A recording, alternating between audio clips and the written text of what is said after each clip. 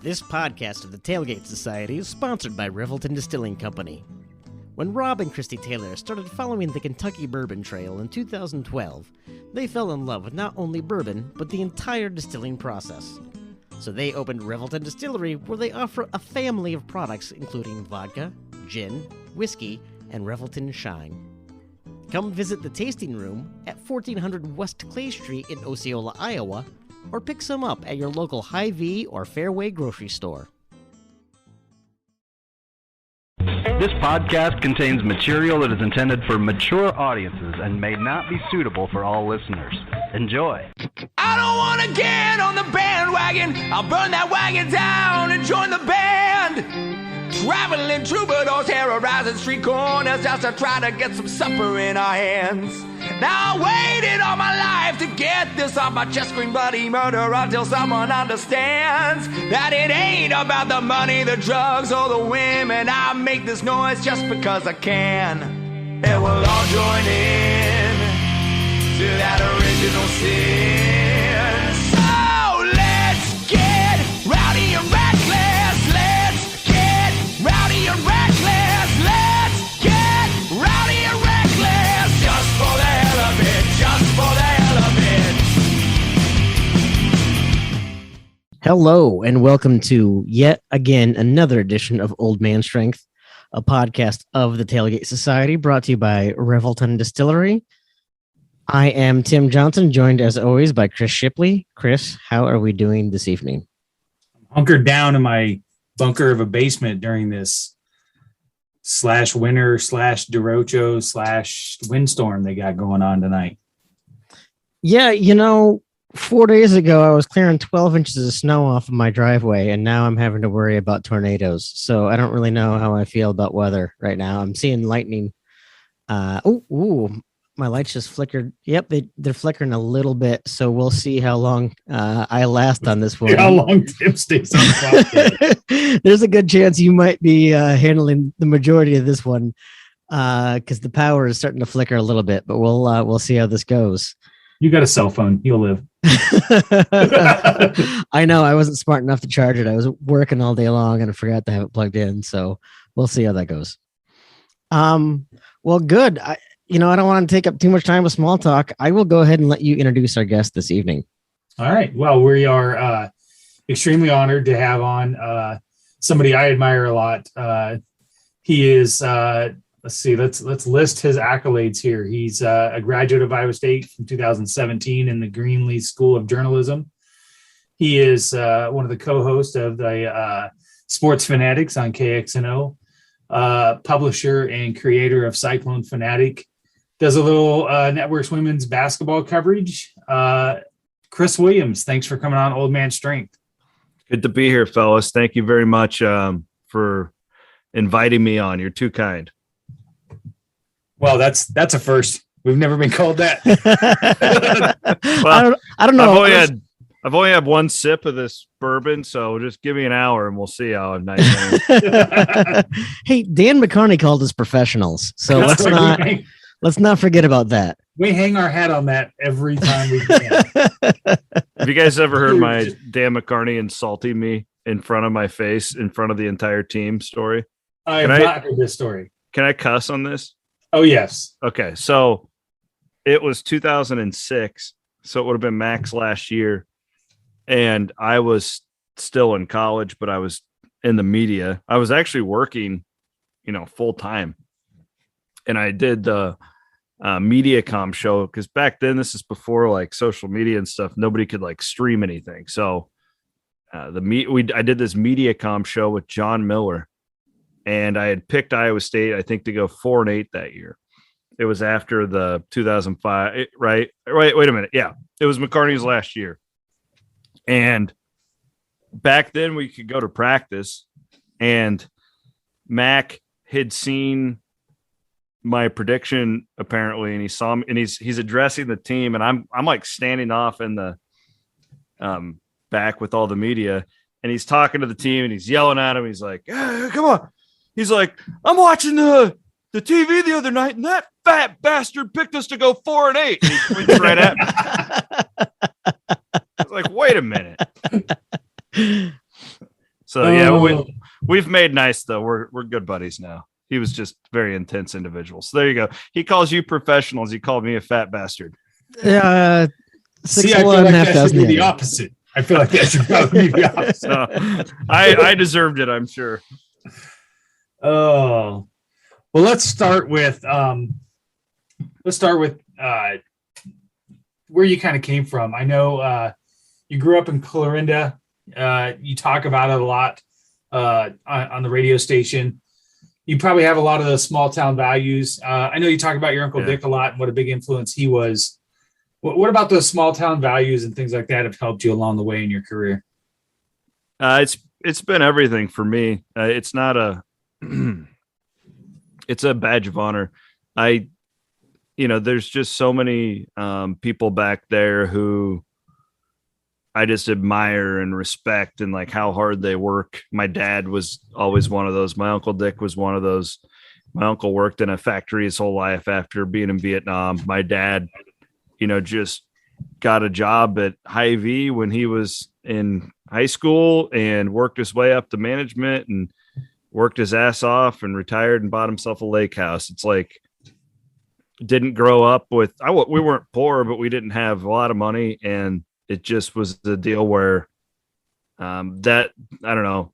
I live up here now, and I'm very proud of Des Moines and Central Iowa, but that'll always be my home back in Southwest Iowa. Just all of my family lives there, every single one of them on my dad's side.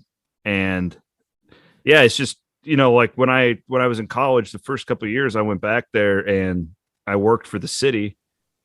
And literally, like in the morning, the first thing I would do was go around to all the city parks, and you'd hose out the outhouses and stuff like that, right? Like we've all had jobs like that. But that town taught me hard work, man. Like you got on spring breaks, we'd go back and we'd scoop out the pig shit at my buddy Wag's hog farm, and I just admire the people so much. It's not an easy way to live. Not all of them are farmers, but man, I have most of my family's farmed in some way at some point. I love and I admire their way of life, just how slow pace it is.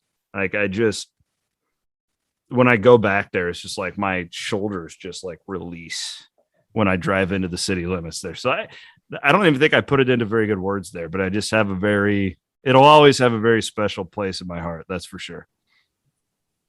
Well, I think small towns kind of do that because it's familiar, it's safe. Mm-hmm. You have a sense of home for sure. I grew up a little bit in a small town south of Indianola, outside of Lacona for 5 or 6 years before we moved back to Des Moines. But when you talk about your dad and what he did for a living, my dad had an 8th grade education and worked his entire life. And, raised 4 kids and put me through college. And he always said to me, one of the things that he always wanted to do was just one of his goals as a father was to make life better for me and for his kids so that they always had opportunities that he didn't have. So I think that kind of speaks to the same kind of thing that you probably grew up in. Well, and this is my old man for you. I think fortunately and unfortunately, taken the workaholic thing from him, but I had gotten hired, man, I don't know how old I was before. I mean, probably 5th, 6th grade to scoop the snow of these old people down the street whenever it snowed. Pretty simple. Their kids came over and paid me $10 like I did it or whatever. And my dad was like, oh, well, that's interesting. Because all of a sudden, me, the entrepreneur in me, I'm like, well, I'm going to pick up a couple more. Like, why would I just do one if I'm going to get out and be cold? So I had like 4 or 5 of them, and Dad's like, wow, you're making some money. So my old man kind of stole it from me. We ended up sharing it, but it turned into what was a great business for him. And it got him, like, he was able to retire from Hy-Vee early, and he did this, but he started Williams Lawn Service down there, and he did snow removal. And for the longest time, he was working his 40 hours a week or whatever at Hy-Vee, and then mowing, 50 yards in the town. And I know for a fact he was putting that money back for me and my sister in college and all that stuff. So yeah, really an inspiration. And Part of me just wishes that I just worked 9 to 5 every once in a while. I won't lie, but if I did, I think I'd be bored out of my mind. And I know I come by it honestly because I saw my dad do it for so many years. Yeah, I can attest to that. Working with my dad in the small business that we had for the longest time, it took me a while to understand that. Only because I was working, I was 20, 25 years old working there. That was his dream to own his business and so on. So, he was there on Saturdays, he was there on Sundays. And we would have conversations sometimes about, Dad, let's enjoy some of the fruits of our labor, but that wasn't in him. Right. It was the next opportunity. Somebody might want to come in. I might be able to sell more, or I might, and I don't mean that in a greedy way. I just, I get it. That was his fun, was to be in his office and be in his store and run his store and do things like that. And that's what he enjoyed. I didn't necessarily enjoy it when, on a Sunday afternoon, he's calling me, telling me to come in to fix something because he told a customer, oh yeah, we can fix up your laptop this afternoon. And I'm like, I'm not even in there today. But I find myself doing that now though, working more than I probably should, cutting some of my family time short, but only so that I can keep things for my family in the custom that they want. So, yeah. Well, and what's interesting too, I don't know enough about what you do, Chris, but with the pandemic, we can work as much as we want now. Like, I mean, I could do a radio show that's broadcast from studio quality worldwide. I could do it from on top of a pyramid as long as I have internet access, and I think it's a blessing and a curse as long as we know how to deal with it. Right. Yeah. I had that conversation with a coworker I work in marketing.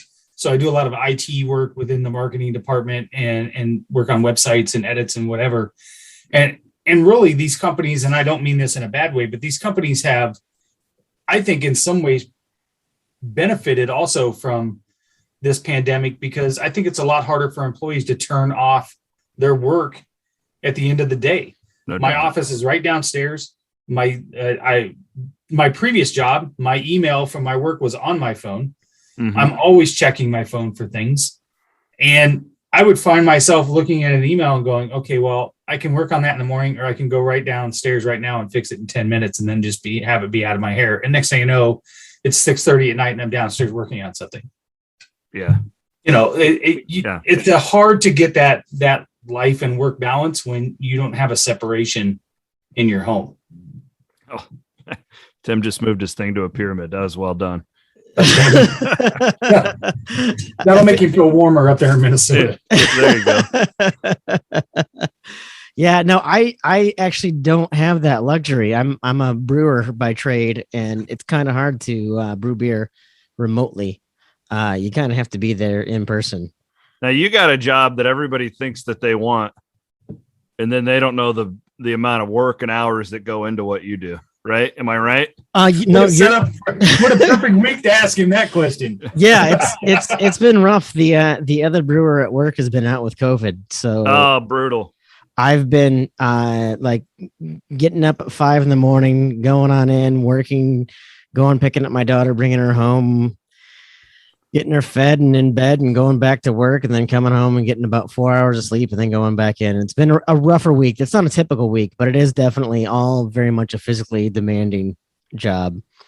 And once you get the north side of 40, then you feel that physicality 10 times for sure. It's scooping out grain and lifting grain bags and lifting kegs and a lot of cleaning.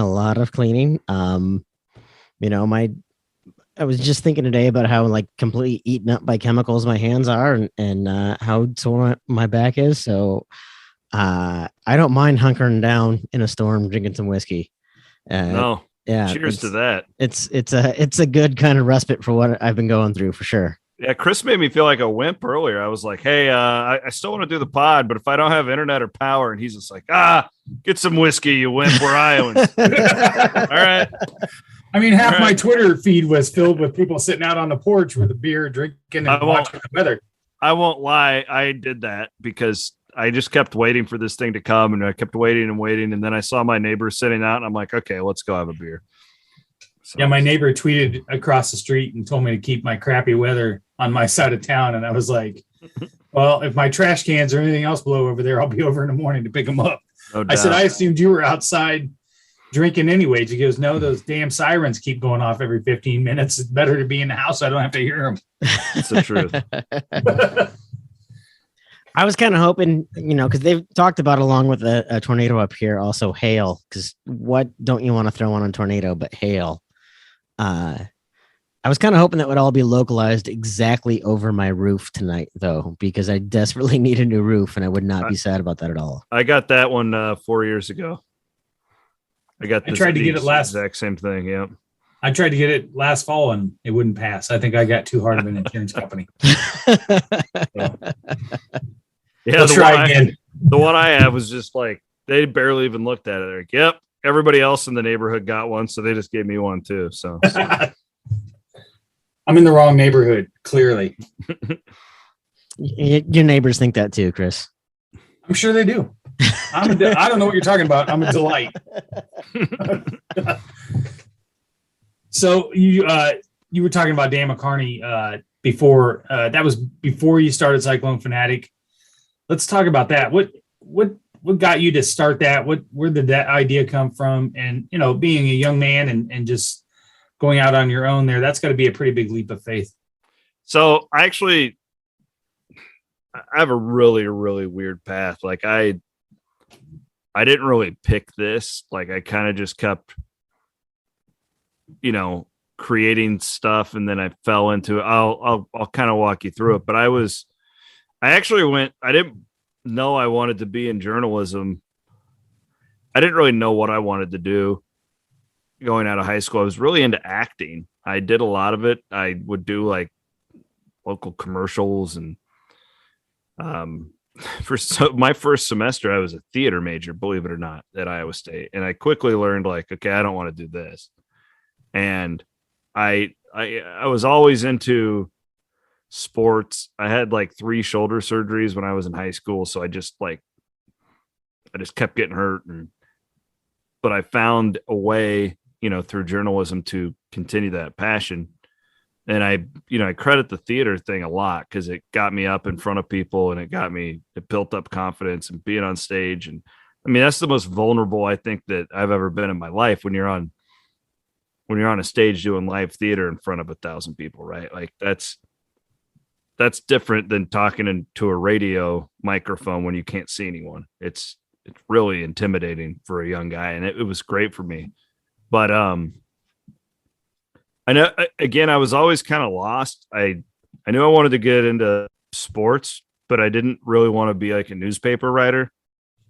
I was just old enough to have gotten the newspaper every day.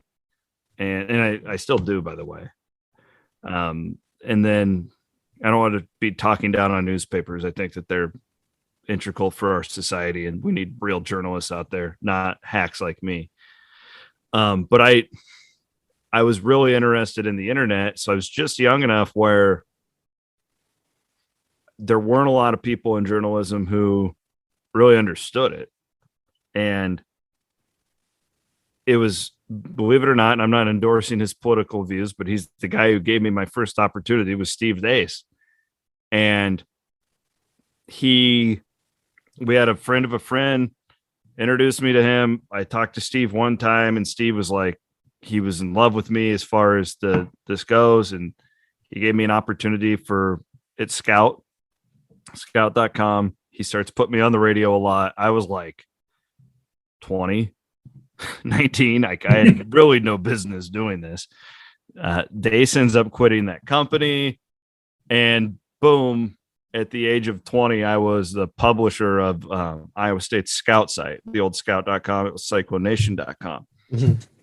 And it was a great thing for me because I could just kind of start going. It was bad for me because I never really had like an editor beating me up, which is really integral. I missed out on a lot, but with that, it led me to just really let my imagination fly. And I did a lot of really kind of, unconventional things that I think had I gone through this, go to journalism school, get an internship with the Des Moines Register, right? Like there's like a way that you normally would do it.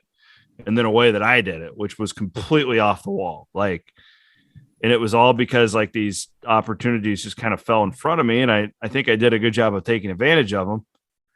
So with that, it was at the end of, I graduated and I really didn't like the situation I was in, the people I was working for.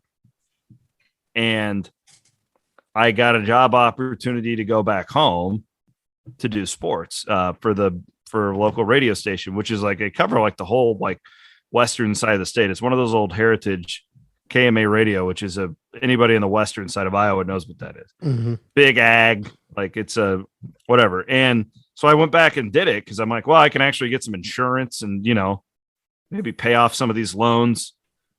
And the responsible thing. Yeah. Well, I did. Yeah, I did that instead of just hump. It wasn't as fun as being up here around Iowa State and stuff. But what I did was then Paul Clark from Cyclone Report let me keep writing blogs about Iowa State while I was doing that. So I never really stopped. I still drove up to every football game and covered them. Like I was always there. And I'll never forget it. I was fishing at the Lake of the Ozarks one day and I was engaged to my wife. She was in vet school at Iowa State at the time. And I get a call from Ken Miller, who I kept in touch with, over the years. I was still like his Iowa State guy. And he's like, hey, I got a couple of guys I want you to meet. They're going to call you. And from there, I literally, it's my business partners now, Jason. And he's like, we want to buy this Cyclone Fanatic site, which was just a message board. At the time, Cyclone Fanatic was created in 2005 by Jeremy Lind. Jeremy's still a buddy of mine. It was just a message board where people would just, bullshit about the Cyclones. Well, they wanted to buy it because they were very good businessmen and they saw like how many people were on this site. And they're like, well, we want you to run it.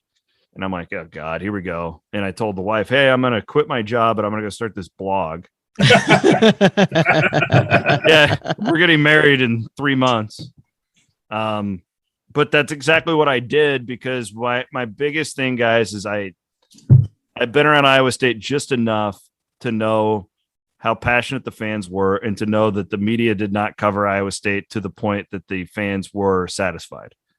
And I had grown up with my uncle reading Voice of the Hawkeye. I grown, like there's all this. And back then, and I don't want to be the like grouchy Iowa State fan about the media, the coverage was not equal. And it probably shouldn't have been because there were way more Iowa fans. I understand they're trying to sell papers. They're trying to get ratings.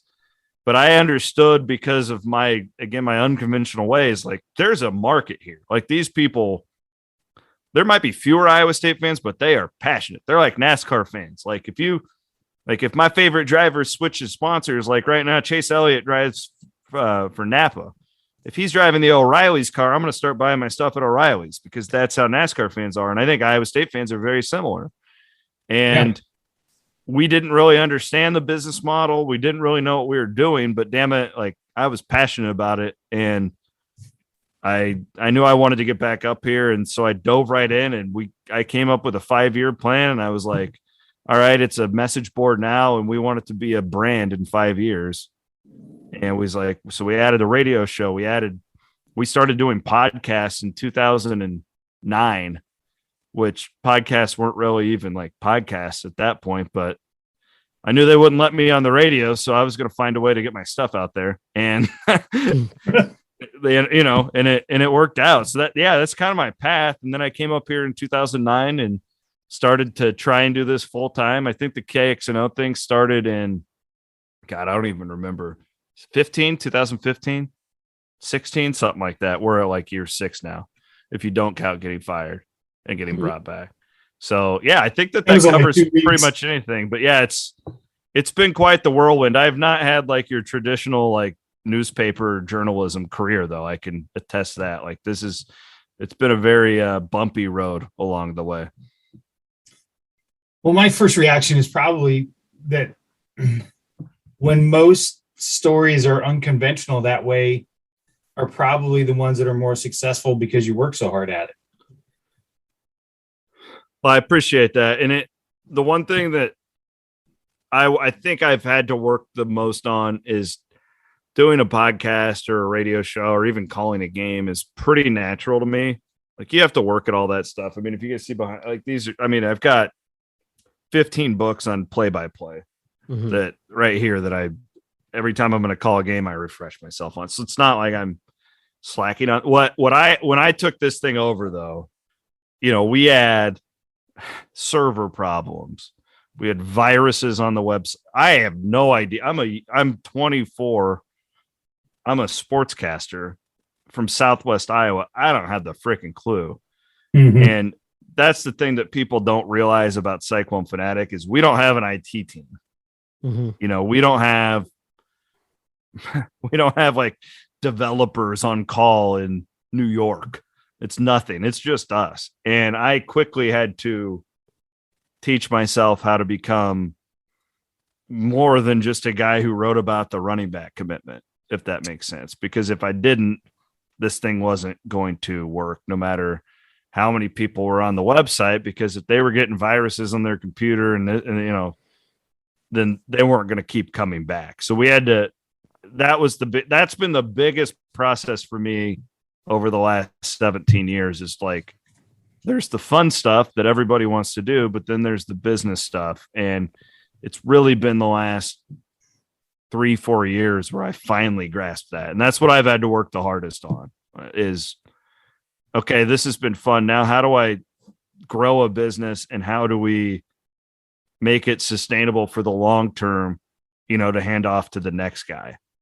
And that's really been my goal. The pandemic was a real, shot of cold water across the face, if that makes sense.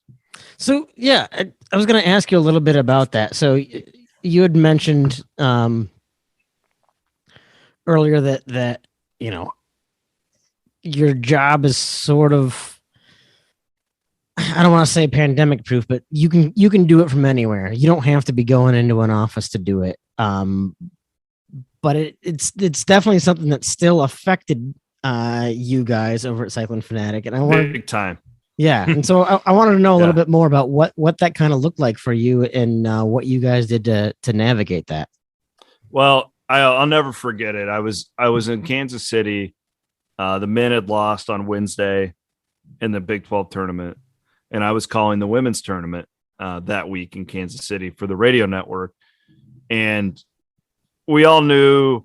Like, because if you guys remember, do you remember watching Fred Hoiberg get really sick over Nebraska? Yeah. And we're all like, oh my God, like he has COVID. He's going to die. Because we didn't know. Like, nobody knew anything at that time. And like, we all thought like these games were going to get canceled, but we didn't really know for sure. And I'll never forget I'm in shoot around with the women's team, and they just call us all off the court. And that was it. Like, that was it. Season's pretty much over. Girls are crying. Bill Finley's crying. Like, it was and I hadn't even really thought about it. I'm like, we were so naive. We're like, oh, well, this will be over in a month. Right. Like, oh, we'll just all stay in our houses and this thing will disappear. Well, here we still are. But, I try not to look at our finances every day. Like, they always tell you, don't look at your 401k daily, right? Like, do it a couple times a year. Well, it was 2 days after get back from Kansas City, and I looked at like our ad rates, and they sunk like a rock. Ad rates suck right now anyways. Like, it's just, I think humans are just so, I don't even sell banner ads on our website anymore because there's so many better ways that we can promote a product. People are just accustomed to them now. I think it's camouflage for humans because they've seen them so much. That's just my opinion. But we used to, when I started doing this, we'd get like $2.50 per, it's called a CPM. So that's 1,000 times an ad gets seen. You would get $2.50. I mean, Cyclone Fanatic gets on a good day, 300,000 page views. So that adds up, and you can make a living doing that. not a great living, but it's enough. And that day I looked, I think we had like 13 cents was the CPM that we got. And it had gone down. Like we were getting below $1. Like we're around like 90 cents, 95 cents, whatever. Again, that's still doable because we have other ways to create revenue. But our bottom line went to like 0 in one day. And all the local, all of our local clients are canceling because they aren't open. Right. And I can't hold them to a contract they signed with me if they can't stay open. Like I'm not going to do that. I mean, I probably could have been a dick about it and tried, but I wasn't going to do that. And it was like, holy shit, like this is real. You're watching the news about all these people losing their jobs. It's just like, we got to figure something out. Mm-hmm. And at that time, like I had been seriously tossing around the idea to do a premium type of experience at Cyclone Fanatic and with our Patreon page. And then we have a premium message board. And I was basically like, I just put all my chips in the middle and I said, we got to do this. And we got no other option. And people responded really well. And believe it or not, I actually think our product is immensely better now than it ever has been. I think that it's going to keep getting better. The more subscribers we get, the less time I have to be out selling ads. Mm-hmm. The fewer ads we have, the better product it is for the listener. And that I'm most proud of that with anything we've ever done at Cyclone Fanatic, just how we responded to the pandemic and I'm all eternally grateful for our users and listeners and readers that they appreciated our product enough to, kind of trust us and step into this new, and everything that we have always done for free is still there. Like we still write about all of our podcasts are free. Everything's still free. But we have these enhanced experiences that people can get and they pay for. And it's been a really big success thus far. So that's how we've done it. But man, it's ever evolving. Like it's ever changing. Like I'm not kidding you. Every day I get an email from somebody in the tech world, like pitching something good. This is changing. And like, it's quite overwhelming, but I try now to really just push all that to May through July, to work on that stuff. Cause if not, I mean, it could consume you. Sure. I like to call your Patreon emails the talk Chris off the ledge emails. That's right. You say that, I'm going to pour me another bottle. Man. Right? Especially after the last few weeks. Are there days, though, that something breaks and you think to yourself, oh, fuck. Like, seriously, I got to deal with this. Yeah, the Matt Campbell USC stuff did that. It totally did that to me. And I could say this now.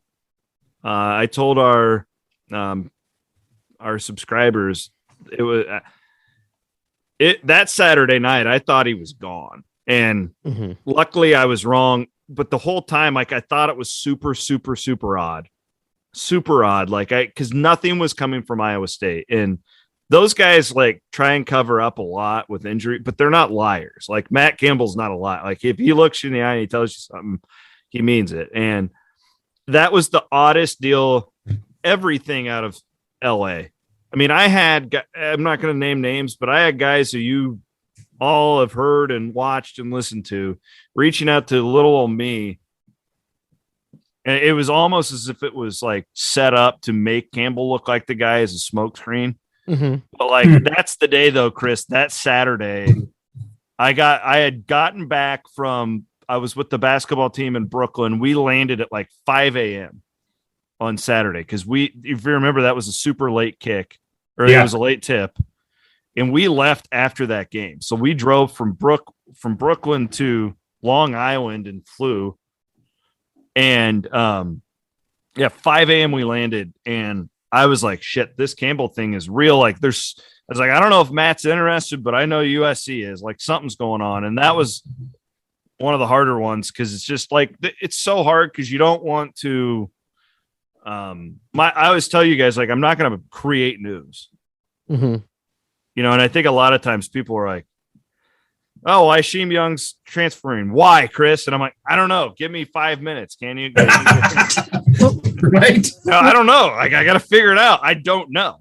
I'm just as taken aback as you are. Well, and that was one question that I had, because, you know, you had mentioned earlier that, you know, you have that work ethic and you're always kind of working and, you know, right, wrong, or indifferent that might play a part in like, you don't know how to balance things because you're always passionate about getting these things. But how much of an obligation, like something like that happens, 3 or 4 players jump into the transfer portal all at once, there has to be a part of you that goes, okay, I got to dig in and you know, ask some questions, or Jesus, I just want to sit down and have a drink for a second. Really? Well, yeah, no, I get it. I mean, I have days like that, guys, like any of us. Like I had a day like that on, which day was it? Monday. I've just been like sick kids, just everything compiling into one. It's been a really long, like 5 weeks. And I was like sitting down, we had a remote at the Wolves game, which, believe it or not, I love going to like Wolves and Wild games because there's a couple hundred people there. It's super chill, but you got all these really passionate people. I love supporting those guys. And I was really looking forward to a relaxing evening, and then like all hell broke loose on the transfer portal. It's like, oh shit, what's going on here? But yeah, like that's the hard part. Like the hardest part of my job in the content sense, guys, is you have to walk a fine line where I'm a Cyclone guy and I don't hide that. I'm wearing an Iowa State logo right now as we do this podcast, right? Like I don't hide it, and I never want to hide it because I don't want to be a phony. I don't want to be the guy like cheering on the Cyclones because I do, but I'm Mr. Objective either. But I also want to be able to be a professional when I need to be and stuff. And there's oftentimes when you have to start pressing to get answers where I'll put it this way. Like I bet there's members of the football staff that are probably more upset with me than they've ever been after the last like 4 weeks, because I've been asking more and more questions and stuff. But I do it for the subscribers. I do it for our listening audience. You know, like at the end of the day, I always tell every coach I've ever worked with, Dan McCarney taught me this, but like, just no matter what I ever say or do, like I'll always be fair. Like I'll never make it personal. I'll always be fair. And hopefully they respect that. And this football staff's awesome. Like, I mean, it's by far the best football staff I've ever worked with at Iowa State. They get it. Like there was one time a long time ago, I think it was his first year, where I'm sure he doesn't do this now, but they would have our radio show would play in the football offices a lot. This was right when Matt had gotten the job. And Matt texted me and basically called me a wuss because I wasn't being hard enough on the team. Yeah. Now I can't imagine that happening in 2021, but my point being, like, if I say Iowa State play like crap, it doesn't mean like, yeah, well, this is what my big thing is. And this will be interesting to you guys because you guys are fans. Like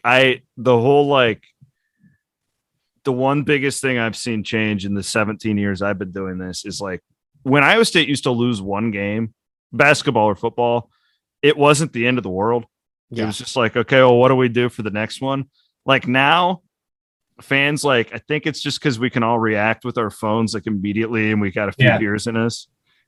It seems like, and maybe I've just become too sensitive to it. Maybe, I don't know. But maybe I'm going to flip this around. I'm going to ask you guys, why? Like, why is it that now, we lost to Baylor, you know, everything's ending, or I can tell you exactly why, because, and I'll be honest with you, Chris, as a fan, I would take this feeling over the previous feelings I've had all the time, because I can't remember a time being a fan of the Cyclones and being mad when we didn't win, because I expect us to win every game. No, that's totally fair. And that's why I said at the beginning of this year, I think we were talking to Julian Good Jones, and we had interviewed Josh Kniffel, and I said, I'm to the point now where we've had enough excuses. I'm going to hold this team accountable because they're going to hold themselves accountable. And they've put these expectations out there. As a fan, I expect us to win every game. And if we don't, I'm going to be pissed off and I'm going to be disappointed and I'm going to be upset. And you know what? I'm going to be okay with that. Because I'd much rather have that feeling than the previous years where I was like, I don't even know if we're going to score 2 touchdowns today. See, I think my theory, because for what it's worth, I'm with you. I had them at 10-2 this year. Like, I thought the floor was 8-4, which clearly was not. Like, the Iowa game pissed me off. Like, to this day, like, I'm still mad about that game and how they called it and whatever. But anyways, I think my theory is now, like, so you probably, Chris, always felt that way about Iowa State. Go to basketball now, right? Like, where the expectations have been higher, but you didn't have a Twitter feed where you could go out and make that presence felt. No, now I do. Right. You see what I'm saying? So put yourself in my Everybody's shoes. well aware of my Twitter presence when I get pissed off. But you know what I'm saying? Like, put yourself in my shoes where it's like, I used to do call-in shows during the McDermott era on KXNO. Mm-hmm. The only people I heard from was ones who would pick up the phone and call, and they'd be pissed because they have higher expectations for Iowa State basketball. Christ, we were in an Elite Eight, right? Right. Now, every person is tweeting. And so I think it's kind of like, I don't know. I think it's fascinating. I'm not judging or blaming or anything. I think it's fascinating, like, how fandom has changed over, with social media and whatnot. Well, I will take it one step further, and then that'll lead into the next question. But I've gotten to know, on a personal basis, John Walling. I've gotten to know George Connor's dad, a couple of the parents. So now I find myself like, I really want to rip this whole fucking team because they disappointed me or whatever else. But then I'm like, but there's people on here that I respect, and I don't want them to ever think that because I know those players are probably just as pissed off, if not more than I am. So, as long as I'm not calling out a player specifically and saying that kid sucks or whatever, I feel like I'm justified to say, this is bullshit. We should have won that game. You're angry about the Iowa game. For me, it's the Baylor game, because the Baylor game this year was the exact same fucking game from 2019. We played like shit for 3 quarters and then ran out of time. Like, and that seems to be something that happens quite a bit with that team. The Iowa game bugged me real quick is because I just felt like we've all watched Iowa play so much. Mm-hmm. Oh, it's yeah. like, so let's do exactly what they want us to do. That was what bugged me about that game. Right. It's just like, it reminded me of the Steve Prohm game against Purdue. Oh, for sure. In the round of 32, it's like everybody knew, play Deontay at the 5, run. Yeah. Those 7-footers can't keep up. Didn't do it. You get down 17, you put Deontay in, you come back.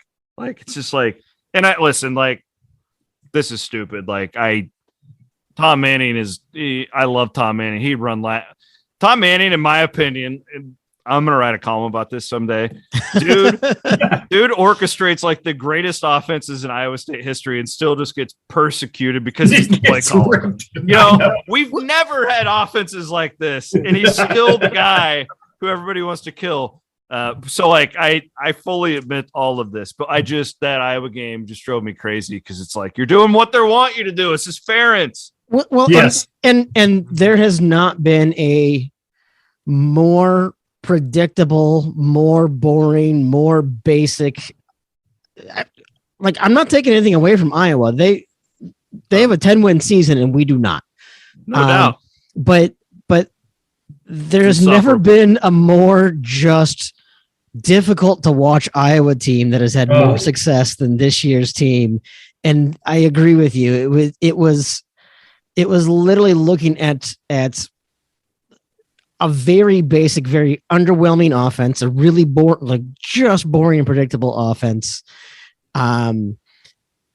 Defense that I think is good, but could easily be manipulated with something different. And I feel like we just played right into, we're going to play right at the level of that game rather than doing anything different. Looking back, I think that Iowa State probably, right, because we heard Campbell, and Campbell's not a liar. I guarantee he meant this about the stuff about the offensive line.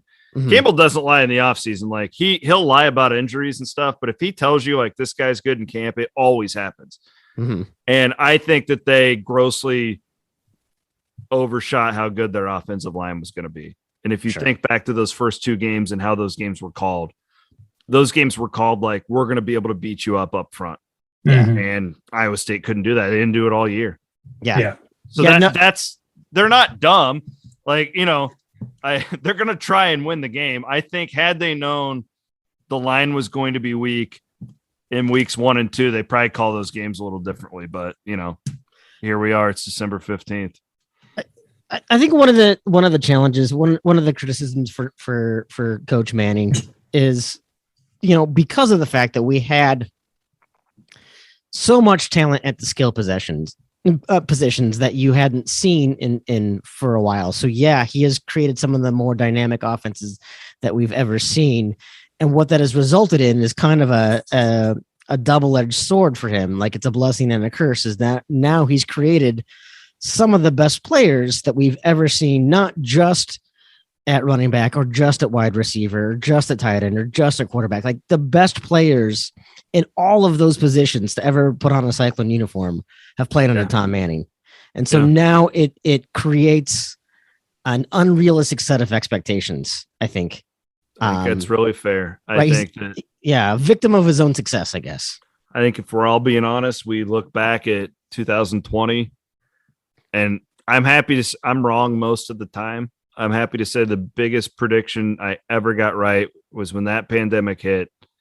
I said that this team is going to thrive. And the reason I said that is because I know the guys at the top, and I knew that Matt and Tom and Haycock and those guys would be able to maneuver in ways that I didn't think Gary Patterson would be able to. Not exactly because of his age, but I've been around Gary Patterson a lot. Gary Patterson is very regimented. I get up at 6, damn it. You know, this is when we practice. No, we're not taking tests today, right? Like, yeah. And I knew that this staff would be awesome in maneuvering, and they were. And with that, they were better in that season than the overwhelming majority of their competition. It's not an excuse, but it's a reality. Like, it's a reason. That Louisiana game, Iowa State had like 36 dudes. Their first day of practice was the Monday of that game. You know, and is that an excuse? Yeah. I mean, I guess, but it's also a reason. It's a reason.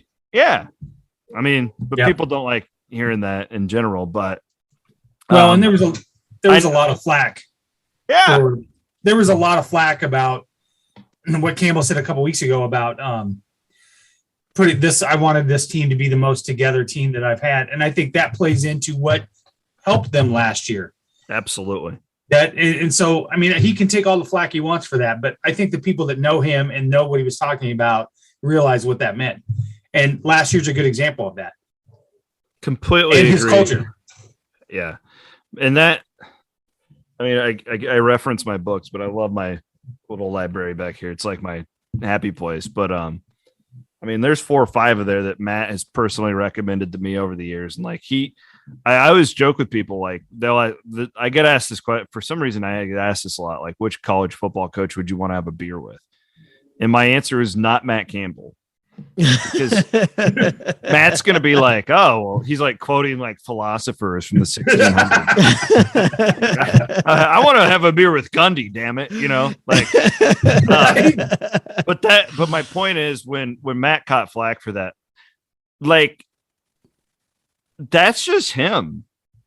That's our guy. Like, I mean, that's just him. And I went to bat pretty hard for him on that, only because it's like kind of like what we're doing right now. I've had enough times where it's like I've sat and done these podcasts with him, and he's so open. He's so awesome in that setting. However, you put a bunch of cameras in front of him, he's going to lock down really fast. But I've had enough like private moments with that's him, and he's never going to sit around and like be like, and he's saying the same stuff Nick Saban does, except Nick has however many national titles, right? Yeah, like, exactly. Right. Yes, absolutely. I always relate to the story. Josh and Jordan were part of Victory Day for 2 or 3 years. And the first 2 years that they went, he remembered them. That's awesome. And the West Virginia game when we beat them, it was 2018. Was that when we beat them at home? They were ranked. Yeah, that was the game. Will Greer was there. Him. Yeah, we just killed him. The boys were actually with their dad at the game in the grass hill over where the team walks out. And prior to the game, he had walked by. The boys were at the fence. He walked over and remembered them, remembered their name. And just doing that for those types of kids instills some of the things that I think he was talking about to his players about. Of course he wants to win national championships, and of course he wants to win conference championships. But I believe him when he says building a program means he's gonna teach these boys to be men, to have some integrity and some honor. And that's a bigger deal to him. And when you do those types of things, all that other stuff will take care of itself. Absolutely. And he means all of it. Like nothing Matt Campbell does is for show. I can promise you. Like it's not. If it was, he wouldn't have answered the question like that. He would have pounded on the table and talked about how going 7-5 is not acceptable. And like, he had a similar moment for me, like you did with your boys. I mean, when I got fired from KXNO, and all of us did, like, I'm not kidding. One of the first 5 people I heard from was Matt. Like I saved the voice. I didn't answer it. I wasn't answering. It was really broken up at the time. I didn't even have my phone. And like the voicemail he left me was like, I went from like a total, like feeling like a total zero to like wanting to take on the world after listening to it. It's just, the guy is the real deal, and he's more than a football coach. I know that's pretty much cliche, but he's a really, really special person, and he's made a large impact on my life. I can tell you that. Like I'd take a bullet for that guy. I get the sense that a guy like Charlie Kohler winning the William Campbell Trophy probably means just as much to him as as any Guaranteed. other thing. I just he didn't have a huge statement about that, but I guarantee you that meant a ton to him to see Charlie win that award. No, absolutely. I think too, like, one of my favorite things about Matt, and it always wasn't like, I guess, popular with fans. I don't know. Apparently like the way I read fans is just completely off, but how many times like he would go out of his way to go to bat for Brock Purdy. Yeah. Brock Purdy was just it was a familiarity breeds contempt type thing. Like, like the criticism that he didn't always play perfect. Like, he's got to be better in certain spots than he was earlier in the year, no doubt. Like, but that's like the old Brooks and Dunn song, "You better kiss me because you're gonna miss me when I'm gone." That's where my head's at during these conversations. Yep. That's all right. But I loved how, like, just Matt, like, that's my guy. I'm always gonna have my guys back. I'm never gonna throw him under the bus. And that's just how he is. I mean, I don't remember a single time where Matt's let a player take a shot. No, he's always taking the hit for them. Always. Yep. And I love that. That's how it should be. Yeah. I'm going to go back to something you said earlier about separating your fandom and your journalism duties and whatever. You've been pretty open about your friendship with Coach Otzelberger. Yes. Yes. So I've always wondered, and I kind of admire you about that. You haven't hid that. That's been an open book about it. And I remember when he got hired, one of my first thoughts was, first of all, I was excited because I thought he should have got the job 5 years ago, to be honest with you. But I thought, man, if he doesn't, I wonder what Chris will do if he has some rough seasons, how hard that would be. I didn't question that you wouldn't be able to do it, but I'm just curious, how hard would that be to hold him to the fire, knowing that you're such good friends with him? Well, and that honestly, so he gets the job. I was at a family wedding when he got the job in Arizona. He was the one who told me, which was an honor for him to call me and tell me. Like, I found out before it was on Twitter and stuff, and it was, it was a cool moment. You guys have got to realize that me and TJ, this wasn't like a a marriage out of convenience or anything. So he was 26. I was 22. He gets his first job in Ames. A 26-year-old coming to Ames. You don't know anybody. We met through work and we just became buddies. Like it was totally just like, oh, we're going to watch. We got UFC fights together. Mm-hmm. We're going to watch the fights. Like we go out and have a beer. Like that's all it was. It wasn't a lot more than that. One thing people don't know is I was really good friends with his wife before they were husband and wife, because she was the roommate of my roommate's girlfriend. So I knew Allison like really, really well. Anyways, so TJ and I, like, we literally grew up in this business together in the sense that we go through the McDermott era. He gets retained by Fred. Like, so we're still there. And it was always, we were friends. Friends, borderline good friends, but not great friends. Like, we kept the distance because of the work thing. I did, at least. And then when he left for Washington, it was kind of like, well, we don't have to do that anymore. We became really close and started talking every day. And he moved back to Brookings. And then I could drive, and it was just like, I'd go over and see him. We went on some vacations in Okoboji, his families and stuff. And it just, we've grown up together is the best way to put it. And we've watched each other mature, and like, we've been there for one another. To be very real, like he's been there for me in times that nobody else even knows about. Like, I don't know how deep you guys want me to get, but like, we're good. It's very, it's a very deep like friendship that we have. It's not, and it was totally organic because we were both so vulnerable at a young age in jobs that neither one of us should have had. Mm-hmm. So like, I helped him out, like I was teaching him how to do an interview because he had just been an AAU coach. He had never been in front of the media. And he's teaching me like, hey, don't be this douchebag who says this. Right. And like, that's how it started. And I honestly, at that time, like, I never imagined like, oh, he's going to be the next head coach. He's going to be a head coach at Iowa State. And I thought when he went to Vegas, like, I was like, he's going to be there forever because it's a perfect job. Like I thought he'd be out there, and I was content with it because I had a free place to stay. It was awesome. But I didn't want to cover the program anymore. That was my first instinct, was to just come out and say, I'm not going to talk about or write about Iowa State basketball anymore. And he convinced me not to do that. It was like 2 weeks into him taking the job, and I was up there at the office, and he's like, we can do this. Like, he goes, I'm a big, like, honestly, like, I can't think of a human being who insults me more than TJ. Honestly, like, it's kind of like me and Tim. I was just going to say the exact same thing. If you've ever followed us on Twitter, you understand. He convinced me. He's like, Chris, like, I don't want you to like give up what you love in your career just because I'm here.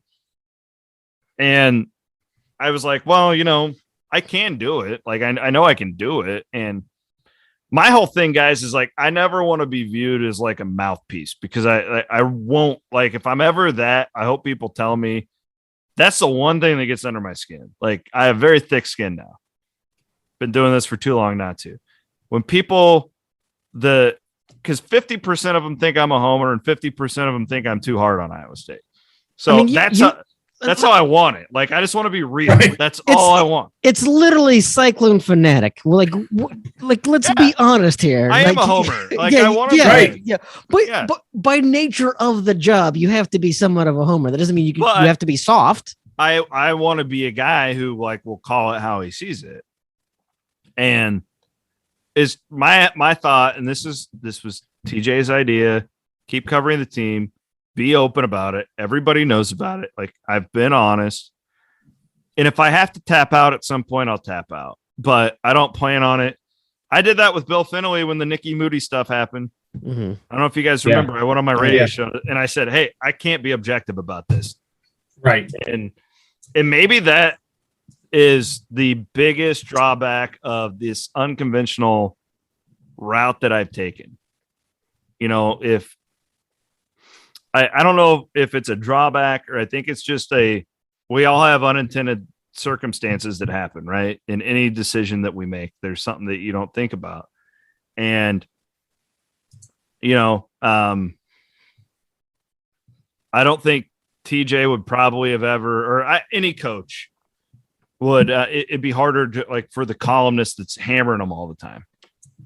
Right. Like, so like, but again, like I walked through the outline with you guys. I've never told that story publicly, but that's how TJ and I became so close. It was actually when he was in Washington, believe it or not. And at that point, I never thought he would be back at Iowa State. And he was just a really good mentor for me. And we were going through some stuff at the same time and we leaned on one another. But I can tell you one thing, like I am so proud of that guy. Like he has evolved so much. And I'm with you, Chris. Like I was beating the drum for him to get the job when Steve got it. And I don't want this to turn into a Steve Prohm sucks thing. But I will tell you this though. And I said this to Jared the other night. I think it worked out best for everybody that TJ got to go and be the head coach at South Dakota State and get those experiences doing LV. And I hope I'm right. Going on the record, December 15th, 2021. He's going to be our Tom Izzo, man. I hope in 20 years that he guy and because here's the problem. We all want all these people to love Iowa State as much as we do. It's difficult for Matt Campbell to love it as much as we do because he's not from here. You know, like and I'm not saying he doesn't. He's been very loyal. Like it's been great. TJ is, while he's physically not from here, he's one of us. He's been through 3 regimes of Iowa State and still wanted to come back here. He wants to raise his kids here. He can be our Tom Izzo.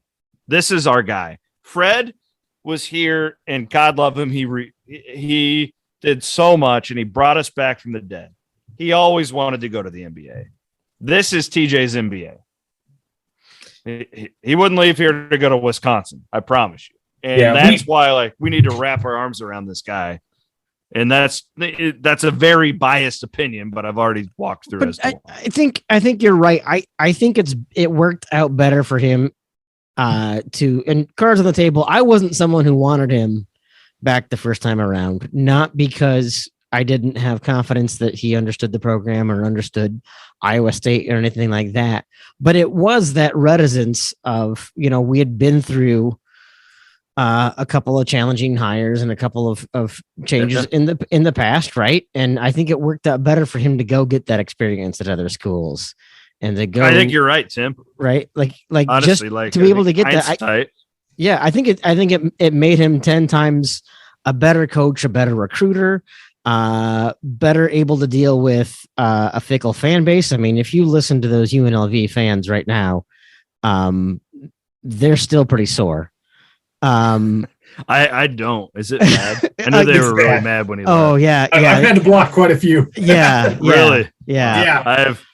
I unfollowed. I used to follow a lot of UNLV. In fact, I almost started the UNLV basketball blog 2 years ago when he started the job because it was like, well, I'm going to be watching every game anyways. But I'm glad I didn't. But like when Steve got that last extension, though, like it was like, well. No, but nobody saw it coming how quickly things fell off there. The only thing that I didn't see things coming, but the only thing that I saw where I started to have a problem with Steve Prohm was the year that he benched Wigington after an injury. And it just seemed like every year there was a player or two that was in his doghouse that could never get out, whether it was McKay his first year, or Wigington or Lard, or it always just seemed like there was somebody that he had a problem with or whatever. And I couldn't figure that out. And just the team chemistry, I think, just started to erode there a little bit. Yeah. I don't even know, honestly. Here I am supposed to be the expert. I think a lot of what happened too, and I think they ran out of veterans, like we had so many guys leaving where I'll take it to my grave. The guys who Fred and the transfers get all this credit. If Scott Christopherson, Deontay Garrett, and Melvin Edgem aren't there that first year, Oh, for sure. Those guys mean, and George Niang, Naz Long, Matt Thomas, Monte Morris, all those 4-year guys, those guys were the glue. And Steve he just never had these 4-year, 3-year guys who were, and part of it because he recruited too well. Like they left, they went to the NBA, right? With Tyrese, and think if Tyrese and Taylor were 4-year guys, but they weren't. Yeah. But he never had like this recruiting class coming in and then seeing, 5 dudes in the gym at 6 a.m. getting jumpers in. He never had that after that first year. And I think that looking back now is the detriment to that era. But you're right. I mean, it was always there was always something. I mean, part of why we had you on here, Chris, the conceit of this entire thing is that we're just a couple of dads trying to figure out what success in life looks like, right? And as much as we talked about, always kind of working and always being on, you are a dad and you have a family where you're having to figure out how to dad in between all of your responsibilities. You know what I mean? Mm-hmm. And it's not even just in between all your responsibilities. It's how to dad while doing all of your responsibilities. And that's not always an easy thing to figure out by any means. But if there's 2 guys that get that more than Chris and I'd love to meet them. Yeah. Honestly, like that's been the hardest part for me in the last like 2 or 3, really since my second one was born. When the first one was born, it was like you deal with it, right? When you get 2, it's like a total game changer, especially if you have one. And Chris knows about this, that has some special needs. My daughter is great now, but she grew up like in it. It wasn't like ever like life threatening but she had this foot thing going on where she was always in a cast, and like it was just every week we had to drive to Iowa City, and like it was just a lot for a first-time parent. I know that there's so many out there that was so much worse, but like you're talking to a guy who would normally just work like 60-hour weeks just for fun, like before this, and my wife's a veterinarian; she works all the time, so it was like a lot of lifestyle change right at once. And then we have the second one, which is great, total blessing. And I'll talk about this openly because I think it's important. In vitro, all infertility stuff, like anybody out there needs to talk about that, send me a PM or something, because it's hell. Like I'm glad we have the technology, but like it's an awful process to go through. And so like, we're very blessed to have the second one, but then she gets here and it's just like, whoa. Like this is like at night now, instead of like putting the first one down at 8 and working until midnight like I was used to. It's like, well, then she's crying now, or right? Yeah. Like it just and like the hardest part for me, I think, is less about my girls. It's I'm getting older and I'm tired. Yeah. How old are you? I'm 37. Yeah, I'm with you. I get it. Honestly, guys, 37. I had 2 girls. Kind of, they were a little older, but kind of the same deal. I mean, I've said a lot of times in a lot of this podcast, I've talked about my oldest, Taylor, who has had a lot of challenges, whether it be with her sexuality or just her transitioning to being an adult, and the struggles that I have of being a good dad to her. Because as I've said 100 times, I've probably failed 1,000,000 times when it comes to that kid. But that's because I'm never, ever going to be a dad of a 26, 27-year-old girl until that happens. Yeah. I just don't know. Every single new experience you're a novice at.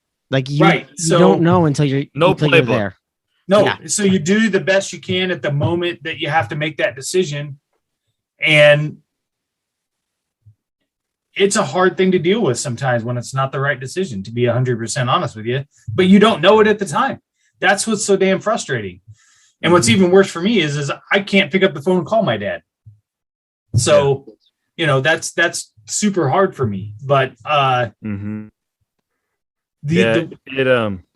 other kids, I tend to figure it out a little bit better. It's unfortunate that Taylor gets the shit into the deal, but but she doesn't know any different because you're her dad. And she looks up to you and you're her world. And that's what I want to be like. That's the thing. Like I talked earlier about how hard of a worker my dad was, but I never really even realized it when I was a kid because he was always there for me whenever I needed him. He didn't make every game. He didn't make everybody, but I always knew like he wanted to be there. It wasn't like he was sitting at the bar. Like he was right.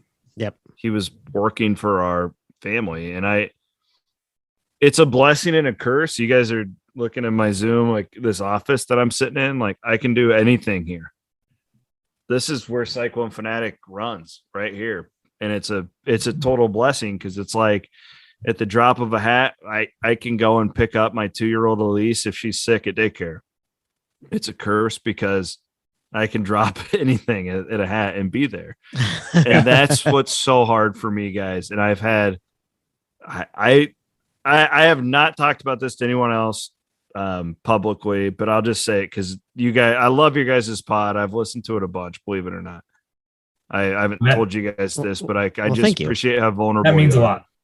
I had a bit of an incident in February where I just lost my mental health just took an all-time like dive. I mean, I've been on anxiety meds forever and whatever, everybody deals with their own stuff, but it was rock bottom for me. And I think a lot of it, it was this pandemic for one, like we're all just in weird mindsets. Some of us handled it a lot better than others. But the hardest thing I think it was for me is like, I was homeschooling my daughter. Cause my wife, God love her, she's a hard worker too. Everybody went out and got fucking dogs and cats during this pandemic. Everybody did.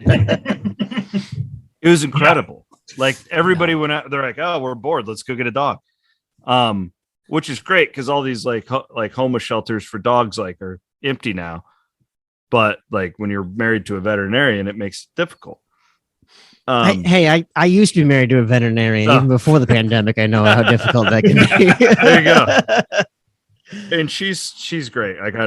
My point is, I was at a point where like I'm at the absolute most stressful point of Cyclone Fanatic because I'm trying to keep the doors open. Like this isn't like, oh, let's have a good year. This is how do I keep Jared Stansbury getting his check? How do I make sure Rob Gray gets paid every month? Like that's the stresses that I have, not what 3-star recruit is considering Iowa State. Okay. Yeah. On top of it, we had just had the layoffs at KXNO. So I'm worried that that's coming again because iHeart is, they've been bankrupt. They're shutting down our 401ks during the pandemic. Like there's all sorts of stuff happening. And I'm like, shit, are we going to get fired again? And then on top of that, I'm trying to like homeschool her. I'm trying to get her to therapy every week. I'm trying to be a good dad to the 2-year-old or the 1-year-old at the time. And I'd had enough. And I think part of it, like now that I can reflect on it, is I was so used to just being able to just sit in my cave and work for 60, 70 hours a week doing everything. And I just can't now. And I don't want to. And I think that's what's hard. Yeah. Is like now I'm at the point where I don't want to work that much. I want to be good at what I do, but more important to me is to be at that soccer game and coach. Yeah. Yeah. And it's been really hard to be able to transition my brain to like, that's what I want to be. I always knew I wanted to be a dad. I always knew I wanted to be a great dad. Well, now I'm living it and I don't want to miss it. You know what I mean? Mm-hmm. For sure. I also like my career is so important to me. So I joke around a lot and say, we're empty nesters now. The boys went to DMAX Drive Academy. Caitlin is in college. Taylor has moved out. We have all kinds of free time, but I won't lie and say I don't miss coaching the boys' soccer team, and I miss coaching the boys' soccer team, and I miss going to Saturday show choir and watching Caitlin sing solos. I mean, I miss that type of stuff. Now when you just show up to show choir on Saturdays, it's creepy. Yeah, it's creepy. Yeah, nobody wants 51-year-old man Who's just that showing guy? up at a random show choir show. Why does he have binoculars? Right. Besides, there's Iowa State basketball that's good again. I just as soon watch that on Saturdays. Yeah. But that leads me into one of my favorite projects that you've done is the Chris Williams podcast. I think because you're so open on that, right? You're not celebrity radio guy, Chris Williams. You're just a guy that wants to talk about what he believes in. The 2 episodes that spoke most to me, though, was the John Miller podcast. Yeah. Because of his transformation of how he evolved, and the one that you had with your former pastor, Scott Hibben. Yeah, that was my favorite one. Those 2 really spoke to me because they were so eye-opening and gave people an insight into you. Tim and I have said 100 times, we do this podcast for therapy, right? Yeah. I would imagine that was probably kind of the same thing for you. Yeah, no, you're right. It was. You nailed it. Like, you're very wise with your old man pod. Hey, there's every once in a while in a podcast that I snip something out and save it for later. The one time that Marcus Pfizer said I was cool for riding the bus on Cyride. The one time Dan McCarney said we were professionals and just out right now. You nailed it. All right. So here's where that happened. Yeah. It was the everything's so freaking polarized in our world, and Ross and I on our radio show, we have so much fun with it. It's Hawkeye versus Cyclone, conservative versus liberal. Like, we do it all. But like at the core of it, like, I did learn a couple years into that thing is like, if you say anything remotely like that, you're just going to get skewered. I didn't really care, but I know that we're here to do a sports show, right? Like, we're here, and I respect that. I respect when people tune into that. That's what they want. But it's funny just how we evolved, because when I started doing that radio show, I was like, well, there's so much more to me than just the Cyclone guy, and this show is going to give me the avenue to do that. And it has. It's weird. About 75% of the Hawkeye Nation hates my guts and wants me to die. 25% of them love me, and I don't get it, but they love me. And I think it's because these are the rational ones that know that I'm That's just because there's about 25% of their fan base that are normal and sane. That's why. So then, like, but I did quickly realize it's like anytime we touch politics, it's like, it's not a good thing. Like, don't do it. And stick to sports, Chris. Stick to sports. Yeah, I didn't mean for like when I launched the Chris Williams pod, it was a therapeutic thing for me. And it was a way for me to touch on things that I'm really passionate about. And I don't have to put my bosses at risk at KXNO or with sponsorship problems. I don't have to alienate an Iowa State fan through Cyclone Fanatic. This is my deal, and I'm being open about it. And I'm glad you said that, Chris. That means the world to me, because that's my favorite thing to do. And unfortunately, it's always at the bottom of my priority list. Yeah. And one of my resolution professionally in 2022 is to do more of those and make it more consistent and do it for me, because I'm not making any money on that. That's not I can tell you those 2 episodes, there were plenty of times where I listened to that and was shaking my head going, yes, like, that's me. I appreciate it. And then like the Pastor Hibben one, I mean, and John Miller is a dear friend. Like, that guy, there was a point where I did not like him. Mm-hmm. That maybe Maybe that's a whole other podcast about my experience back in the day with Dace and on Narciss. I saw the other day that you Narciss tweeted can't and sue said, me "I'm not now." talking to you for the next 3 hours. Yeah. I'm unfriending you during the next 3 hours." Miller's probably one of my like 10 best friends now. And like not that he's changed politically. I don't care about that. It's just we've grown into like Miller was one of the first people I was ever brought up to in this business was Miller. Miller was a guy who I thought he was kind of cocky. I didn't really like him. Like legit, like the guy, and I've evolved a lot since then too. But Miller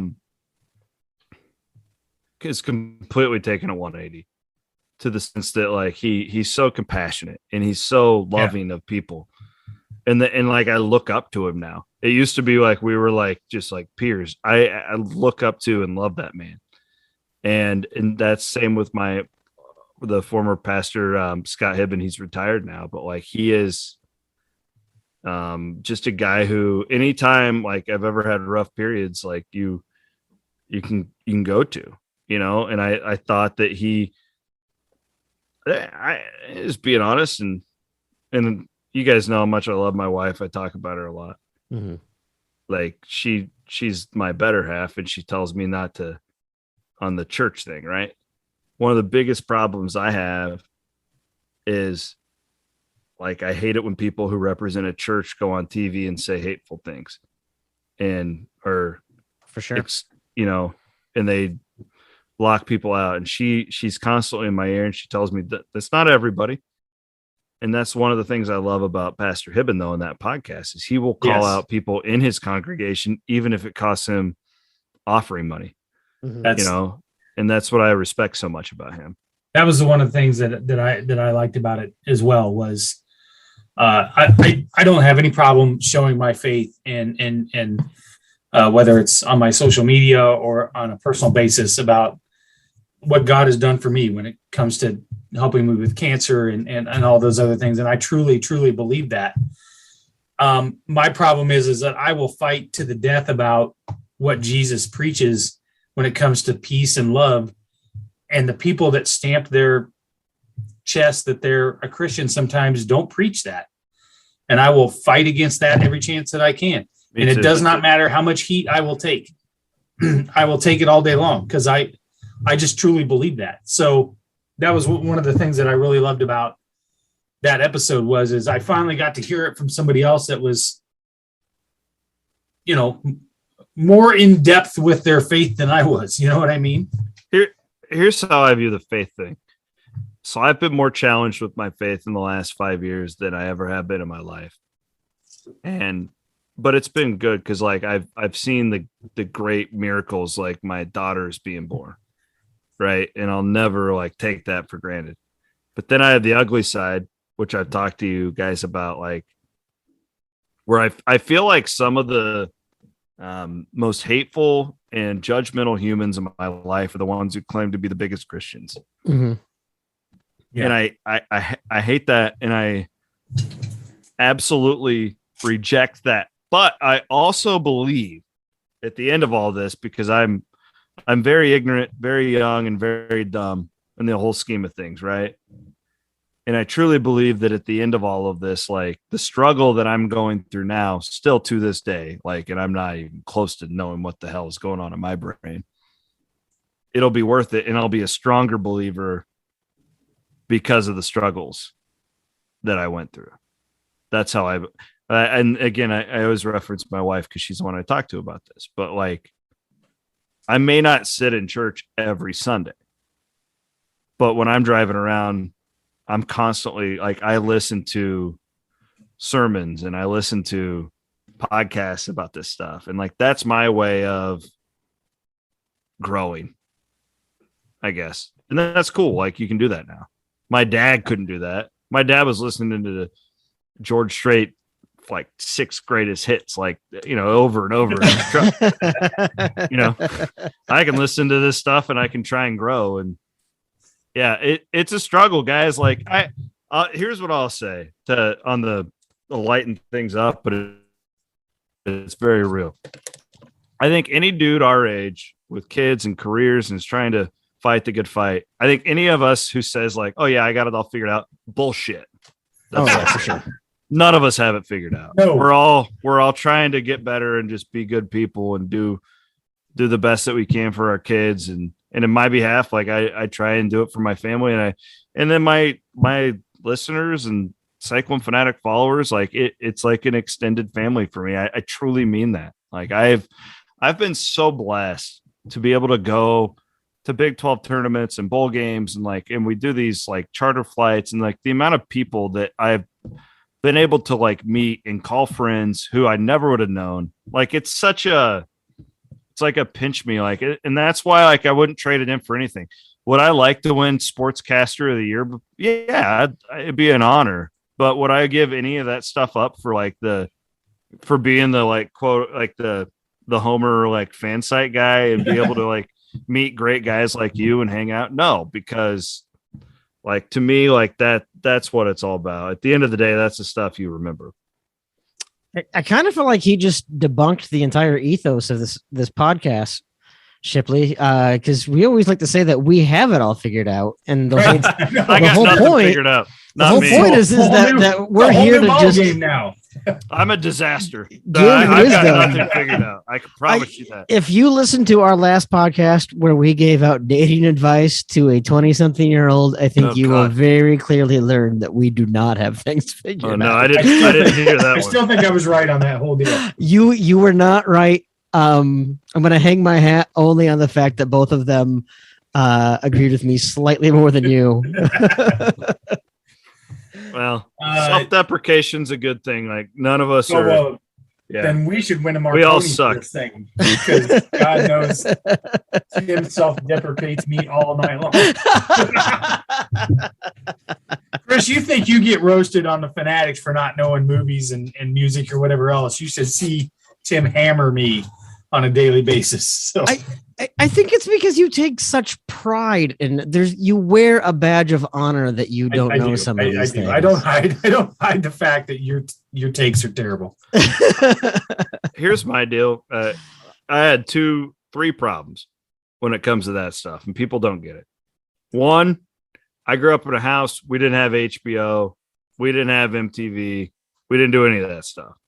2, when I got out of that house, I had a full-time job as a sophomore in college while I was trying to I didn't have time for it. Okay? I had a full-time job. Okay. 3, I married a woman who's as bad at that like pop culture stuff as me. She don't care. Like we're not going to sit around like, and then 4, I guess there's a 4th, like this is the one thing that people I don't think truly understand about guys who do what I do. Because they're like, oh, you get to watch sports and get paid for it. Well, kind of. I get paid for the 3 hours I'm on the air. The only reason I can do that is because I watch sports all night. Yeah. Right. And that's the one thing that's a drawback about what I do. I wouldn't trade it for anything in the world.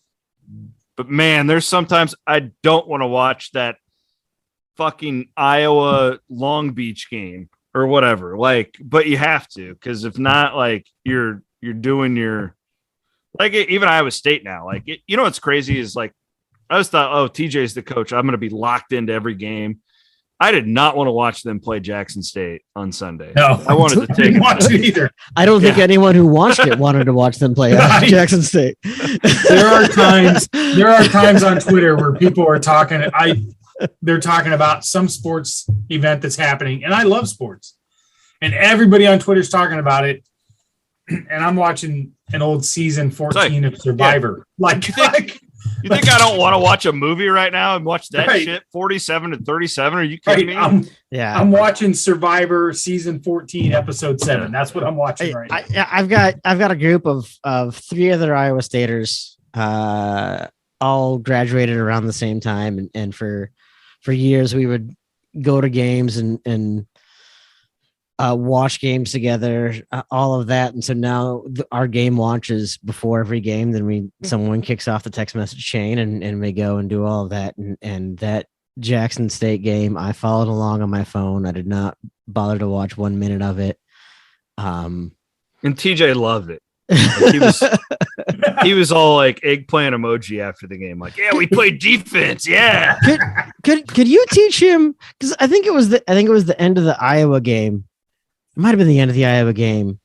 He winked at someone, and it was the angriest wink I have ever seen in my entire life. No, you guys, we're all get used to it. Like I've never seen someone. He's got a permanent scowl. I'll tell you. Oh, it's a like right. you see like Matt Campbell's an intense guy, but every once in a while, like a smile creeps out from underneath that veneer. They're 10-0, ranked 11th, and he still thinks this team sucks. Like because he knows that they're not right, but like in his mind, he has convinced himself like, oh, we're overperforming. I've got to go harder. That's just his mind. Yeah, that's his mindset. It was just a juxtaposition fallen perfectly to hit him into the top 10 because Alabama lost yesterday. Yeah. We're gonna be in the top 10, and when that Baylor game comes, like, bring it on. Like, I finally bought tickets. I finally bought tickets to go to a game. I bought them during that Cyber Monday game, and I swear to God, I thought I bought Baylor tickets. And I didn't, but I do have Texas and TCU, so I am going to make it good, man. Good. I'm glad you're going to get up there. That's big time. So, Chris, what you might not know about Shipley is he is, for all his years of Iowa State fandom, has never been to a game at Hilton. I knew that. One time. Okay. I was at the Kansas game. I tried to give Chris tickets. Yes, he did try to give me tickets one night, but I was already, to be honest, I was already on the couch, and my wife was not going anywhere at that point. Yeah, no, I'm just so, what really was sad last year is I stopped, not that I stopped caring about Iowa State basketball. I stopped being a college basketball fan because we were so terrible. Yeah, I can't. It made it rough. Yeah, yeah, and I've told people this before. Never for a second do I think like, oh, those guys weren't trying, or Steve Prohm wasn't trying to win. They absolutely were, but it had gone bad. Yeah, right. Yeah, it had gone real bad, and it got really tough. And I was talking to a friend of mine last week about this, and like TJ being there or not, like we got a special thing right now with Matt and TJ and Coach Finn and Dresser, and it's a great time. Like I'm still like, I'm more skeptical of this basketball team than pretty much anybody, which is ridiculous because I should be the biggest homer. But they remind me a lot of Tim Floyd's team that had Willoughby. When Willoughby first came in, and Bankhead. Dude, Brockington's so good. Like when nobody gave them a chance, and they just somehow gelled together and just kept winning games. They remind me so much of that team. I mean, there's, you got a guy like Gabe Kalsher that I'll tell you, as a Minnesotan watching him play, I was underwhelmed by his play, and it was because he wasn't in the right role in the right situation.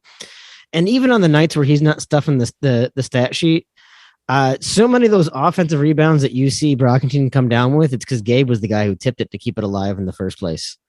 You see all of these guys just giving way more of themselves than I think we've seen in a long time. And I love that Sean Bankhead, Dedrick Willoughby comparison, right? Like guys that came in that nobody knew what to expect, so they didn't expect a whole hell of a lot. Yeah. Yeah. Well, and the shocking thing about it all, as you guys have alluded to, is just how well they bought into their roles so quickly. I mean, I was out there in Brooklyn, and the coolest thing I saw in Brooklyn was not the 2 wins. The thing that gave me hope about this team was that on night 1, Brockington had 30 against Xavier. Mm-hmm. Night 2, it was Kalsher who had 30. And those guys are like hugging each other. Yeah. Yeah. And then they're not jealous. And then right after that, like right around those games, then you had a huge game from Grill and a huge game from Kuntz. And so like literally it's like anybody is a threat to go off and have a game. Condit was the game changer against I think it was Xavier. Like they don't win that game. Yeah. He looks like a completely different player. Condit, in my opinion, had been around that, been around prom. Like, I think they had blocked each other out. Like, that's just my. Yeah. I think George needed to hear from a different coach, and that happens in the sport. Like, it doesn't mean Steve sucks. That happens where a guy needs to just hear a different voice. We've had his dad on the pod, and his dad's great. His dad's positive, and I think his dad is honest and realistic about that. But I had told his dad, and I told a lot of other people after that Iowa win, there wasn't a single player on that Iowa State team I was more happy for than I was for George Condit. Yeah. No doubt about it. I've said 100 times. Trey Jackson too. I want to die and come back as George Condit Sr. That dude's living the life. You're not kidding there. My goal is every night this year, and I hope he's listening. My goal is to get George Sr. in my man cave sometime this year before a game. Have a couple of a couple of Cody Rhodes with him or Revelton. We'll shout out to your boys too. Have a couple with that guy. He's the man. I got 2 questions I got to ask you. One of them is, I'm going to play this clip from Dan McCarney when he was on our podcast. Okay. The transfer portal is a big freaking deal right now. We asked him about the transfer portal back in April when he was on. I'll play this for you, and then I want to get your thoughts here. Okay. We'll see if this works. How would you handle this type of environment with the transfer rules that they're having now? And the social media and things like that. You know, I read a quote somewhere that somebody said, a coach said, you know, if you can't trust a kid on third down, then you probably can't trust him on social media. So in other words, you know, let these kids have their social media. If you can't trust them on that, you can't trust them on third down. But what are your feelings on that? Could you coach now? Would you want to coach now in this environment? With those rules, maybe the transfer rules would work out for you. You have such a great culture and so on that I think the culture sometimes sells that. You know, kids go somewhere sometimes, realize it's not what they thought it was, and sees their buddy that maybe that they played with high school, find out that this culture over here is so much better and so much healthier. Maybe that plays into a place like Iowa State. That part, the transfer rule, I'm glad I'm not a part of that, to be honest with you guys. The loyalty thing to me works both ways. Coaches showing it to student athletes and student athletes showing it to coaches. And I always felt the years that I was in all those decades, you have to have some type of, there's got to be some kind of ramifications for you not doing what you're supposed to. You're disrespectful to a doctor. You're late for treatments. You don't go to class. You miss tutors. You're late for a workout at 6 o'clock in the morning, whatever it is, there's got to be some ramifications and some penalties instead of just coddling and putting your arm around them and kissing the rear end all the time. You got to learn. How about this unique concept? You get what you earn, and you do it our way and do it the right way and fall in line and be part of this thing and be special. And I heard this so many years ago, but I always believed it. I just thought it was a really cool saying, and it's short and sweet, but it's forget yourself for others so that others will never forget you. And if you get that amongst a team, when you really do put the team first, all that shit sounds good, but sometimes it's really hard to do, and it's hard to act on. It's hard to do that each day. If you get a team doing that, forget yourself for others so that others will never forget you, boy, it can be something real special. I think it's harder to do that. I think it's harder to live that now. Chris, to be honest with you, nowadays, and then as soon as things get tough, what do? You bail out, you run, you go, you transfer, you go, here we go. What we don't hear, guys, and there's been some great stories with the transfers, great stories. What we don't hear about are the ones that transferred and never surfaced again. You don't think there's truckloads of those? Right. Oh, hell yes, there is. It never surfaced again, and were not success stories after transferring to another school or maybe 2 more schools. And trying to just keep bounce around, change it, go here, go there, go there. Instead of just saying, pull your neck, toughen up, show some grit, show some loyalty, compete your butts off, and go do something that somebody doesn't think you can do. You're a 3 because you haven't played as good as the top 2 guys. You're not a starter because you're not as good as number 1. Go make me look silly, make me wrong, make your position coach look wrong, make your coordinator look wrong with the decisions we're making. And that part of it makes it tough, I think, with the transfer rule. I mean, I get chills listening to him. Also, I want to Also, go the out whole and like walk on put yourself right now. before Yeah. others, so others will put those in front of you. I really think it needs to be a T-shirt. Like it's so good. Yeah, I just listened to that. Coach is such a like he's an interviewer's dream. Seriously. Yeah, I mean, I don't disagree with anything he said. I don't know if you guys probably didn't hear it today because there was so much going on in Central Iowa. Ross and I were talking about this, not the interview, but like the same topic, which is crazy. And I'm really worried. I'm not worried about like college athletics are always going to be here in some way, shape, or form. But like if you look at Iowa State's guys who are in the portal, and everybody freaked out this week, that was like the flavor of the week. The overwhelming majority of those guys, it was like they knew they were going to be, like Coach said, 2 or 3 next year. Yeah. Even Isheem, and I have no idea what his situation is. If you look at the snap counts from game 1 to game 12, they had dropped off significantly for him in order Sure. Bo Freiler, right? And I just like, I don't know if it's right or wrong. You know what I think is wrong is what's going on with coaching these days. Like to me, like I'll point a finger at the coaches and the administrators before I will the players. A lot of these players don't have great mentors and stuff. And like, I'd point my finger at the adults first. For sure. But I agree with Mac though. Like I will never be the guy that's like Ross and I fight about this a lot. Not fight, but we talk about it on our show. Ross is very much pay the players. I'm not. I see value in a college education because I have it. And I know so many people from my hometown who don't. And they kind of get left behind. And I hate that.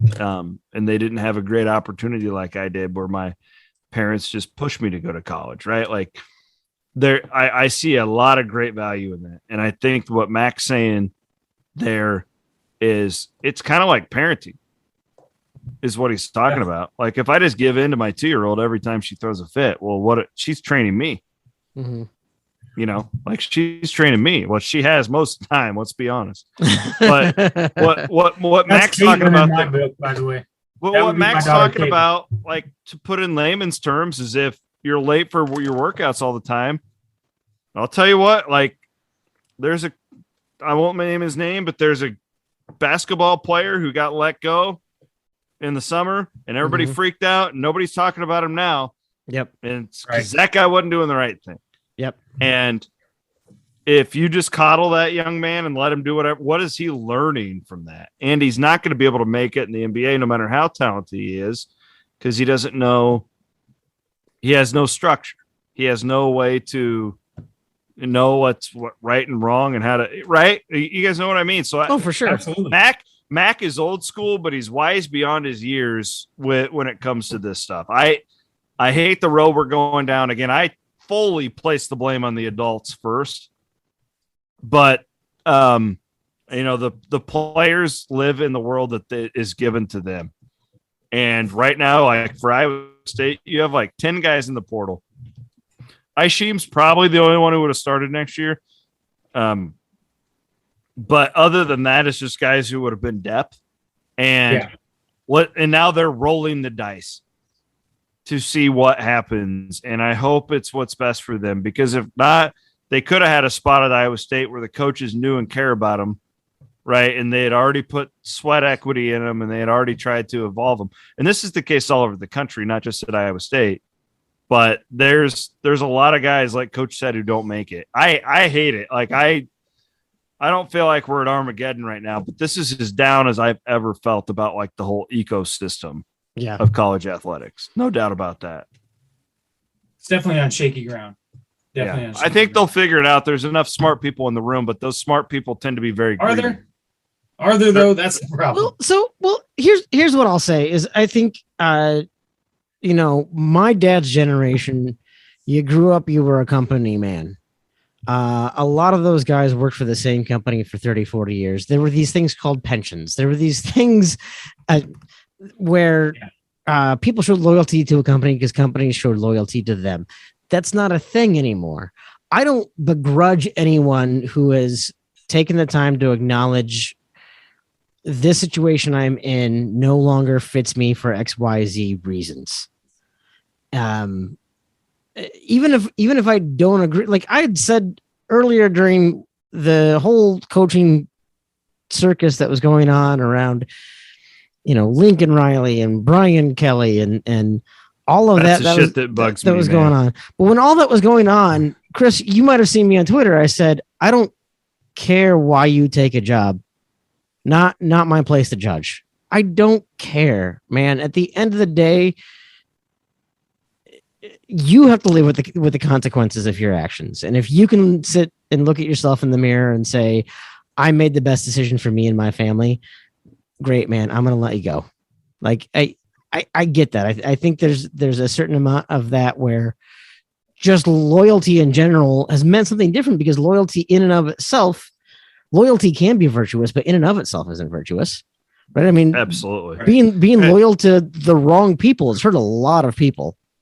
So I think you have the balance. I agree. And that's where it's just like, what does loyalty mean to every person? It's different. Yeah. Loyalty to some Iowa State fans is like, well, you have to be here for your entire career. Yeah. Well, I mean, I could make an argument that Matt Campbell's been very loyal to Iowa State thus far. Yes, he has. Right. So it's tough. We are in, we were talking about fatherhood earlier about like no playbook. That's where we're at here, right here. If anything I say like could totally be proven wrong tomorrow. And like, I don't know. All I'm saying is like, I have a feeling and it doesn't feel good right now. Because I've traveled with women's basketball and I love those players. And I know that they have scholarships greatly because of the money that football brings in. Yeah. Right. And I want that to continue. And let's just say this, if football is private in 5 years and they don't have to abide by title, and I'm just spitballing here, guys, but like, I want to keep that. I want to have a soccer team. I want to have a diving team. Like, that's important to me. That stuff. And Cyclone Fanatic makes no money off of gymnastics. I can promise you that. But I was in college when we killed baseball. I absolutely go. understand to see a sport that meant a lot to a lot of people. There's no sport at Iowa State that means more to me than women's basketball. If I could feasibly do it, I would be our beat writer for women's basketball and be at every game and cover every game and cover. I love everything about what it represents at Iowa State. If there's one coach in the history of Iowa State athletics that deserves a statue more than Bill Fennelly, I can't imagine who that could possibly be. He needs to be right next to Johnny Orr. Yeah, absolutely. You got Harold Nichols, you got Johnny Orr, you got Bill Fennelly, and I'll even put Bill Fennelly ahead of Johnny Orr. Honestly, I got Harry Nichols and Bill Fennelly. I think what Johnny Orr did meant a lot at the time, but as in terms of sustained success, you look at Bill's down years, they're nowhere near as down as Johnny's down years, or nearly as frequent as Johnny's were. Yeah. And I mean, just Bill built it, and so that Johnny did too. Like, Johnny deserves a lot of credit, but like Bill had 5 players when he started. Five total players. The most touching thing about Bill is when you walk into his office, the first thing you see is a framed photo with the program and ticket stub from his first game. There was like 200 people there. Yeah. That's just what I was going to say, is you look at the passion for that women's basketball team now. Yep. I mean, you look at the attendance that they have and the amount of people that want to go there. That is a testament to that program. I probably went to more women's basketball games when I was in college than men's, but that's because I was in theater, and so I usually had. Dude, you were a theater guy too? Yeah, I was. Yeah. Man, makes 2 of us. Nerd. Oh yeah. Whatever. You rode Cyride, Chris, so you can just settle down. Yeah, no, I usually had. Shut up. I usually had a performance during a lot of the men's game. one of my favorite memories from theater. So I took a couple acting classes. Breon Ainsley, remember all Big 12. Breon Ainsley, he took a couple classes with me, and he came up to me after a class. He goes, "Hey man, I saw you in that play on Friday. That was tight." And I was like, "Thanks, Bree. You just got done playing in a Big 12 football game. But thank you. That's also nice." Yeah, it's funny you brought that up. I had theater class with DeAndre Jackson. You remember DeAndre? Oh yeah. Yes. Yeah, me and Dre had acting together. He's the man. Good times. Oh, absolutely. Absolutely. Good My times. last question is kind of a fun question, Chris. I want to ask you, out of anybody in Cyclone lore, who would be the one guy you would just give anything to get an interview with? Oh, I'll give you mine. like alive or dead? Whichever is. It might be easier to interview someone alive. If it's dead, that would certainly be an exclusive. Well, Jack Trice would be mine. I mean, Yeah. Because, hey, we talked to George. That was pretty close. Yeah. Oh man, that's a really good question. Let's go with alive. Okay, Because that's possible. That's feasible. yeah, because I was thinking Pete Taylor would be mine. Like I would give anything to sit and talk to. That brings up some. I can remember my freshman year. I used to work at Yonkers and Ames at the North Grand Mall, and when I had to work on Saturdays, just listening to him do football games, and you could tell that guy just loved Iowa State because when a bad play would happen or whatever, just the absolute crushing sound in his voice. Oh yeah, I can still remember that. honestly, okay, I have two answers here. The first for me, and I've talked a little bit about this, but I'm working on a book. It's not going to come out for a couple years, so don't get your hopes up yet. But the integral part of this book is Jamie Pollard. Mhm. He is, but I can get an interview with him, and I will.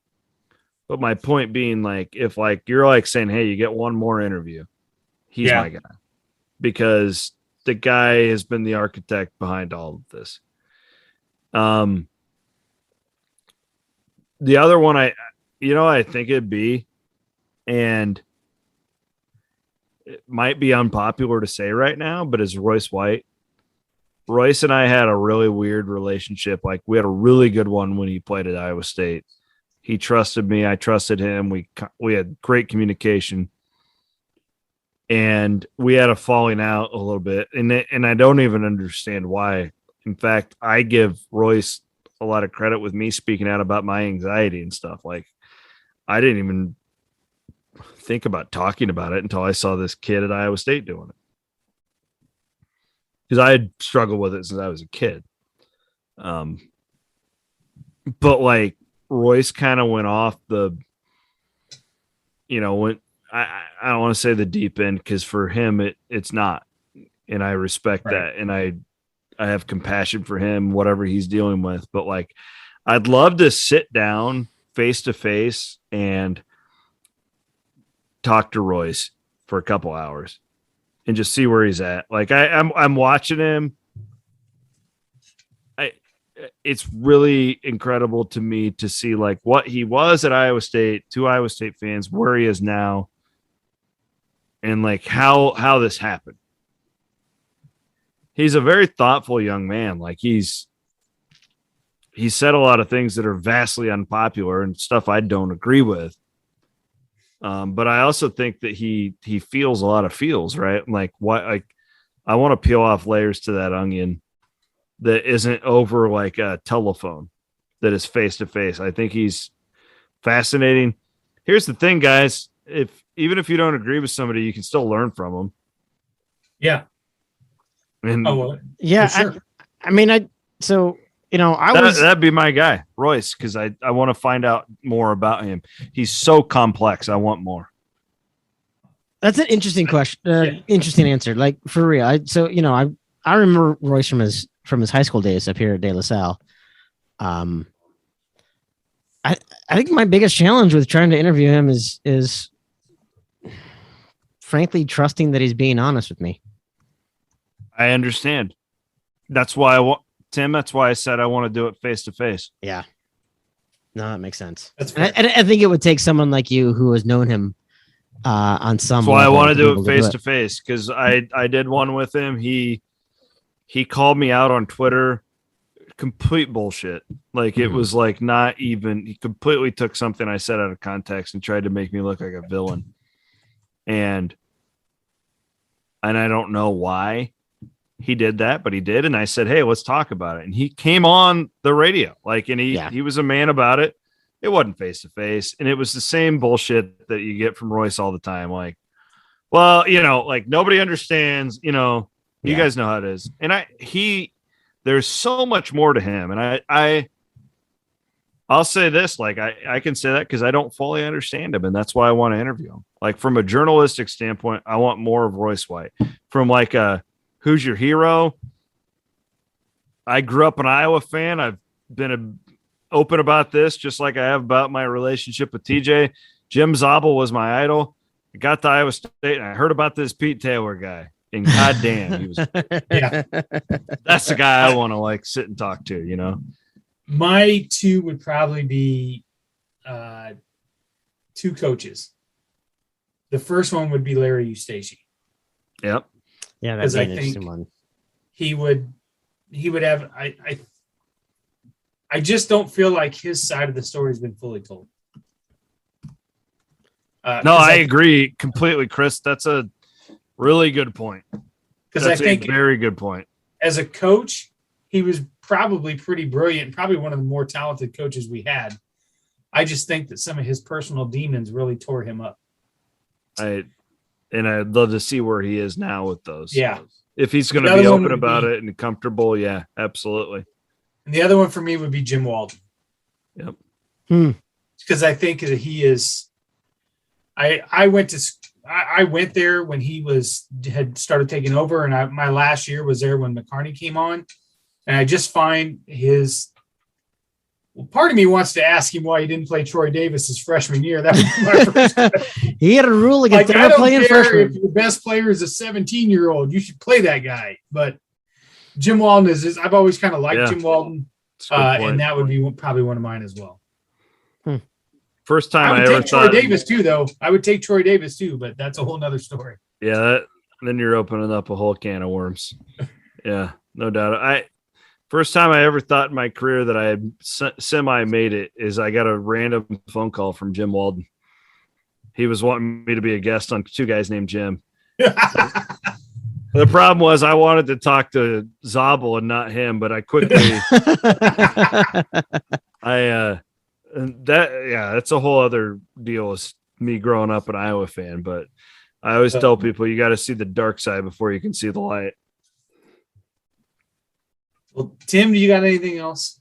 I think we've used enough of Chris's time tonight. No, I think we've covered just about everything. I still think, Chris, maybe we'd love to have you back on sometime. I'd love to, guys. This has been a lot of fun, and I appreciate it. And I'm not used to being interviewed, so it's kind of weird, but like in the same token, like you guys are, I appreciate more two things. One is like how positive, Chris, that you've always been. There's just a lot of negativity out there, and you've always been a bright, shining light, and I appreciate that. And two, it's just like-minded guys who, and you're doing this not for money, but for just a passion and fun. And like to me, like that's just so cool. And there's stuff I do like that, like the CW pod and like the Always Race Day website. I'm not making any money. I've lost money on that deal, but I'm doing it because I appreciate and love the sport of motorsports so much. And I want Connor to have a career in that because that's what he wants. And like, that's what you guys are doing here. You're just sharing your passions with the world. That's really awesome. I try not to encourage Connor too much though. No, because Connor, like you give an inch and he takes a mile. That's Connor. I've learned this. There's nothing wrong with that by a young kid. I hopped on a Zoom with him the other night, and I just like to make sure he's kept in line. So for sure. I try. Trust me, I try. In fact, I have a missed call from him while we've been on this. Oh, good. You can let him know what you were doing And Okay. yeah, absolutely. I'll tell him to settle down. Well, as I've said before, Chris, I personally admire all the work that you've done. But one of the things that I think is probably the most important is some of your charity endeavors. You do a lot for cancer research, and I know that that's touched you personally as well. Mm-hmm.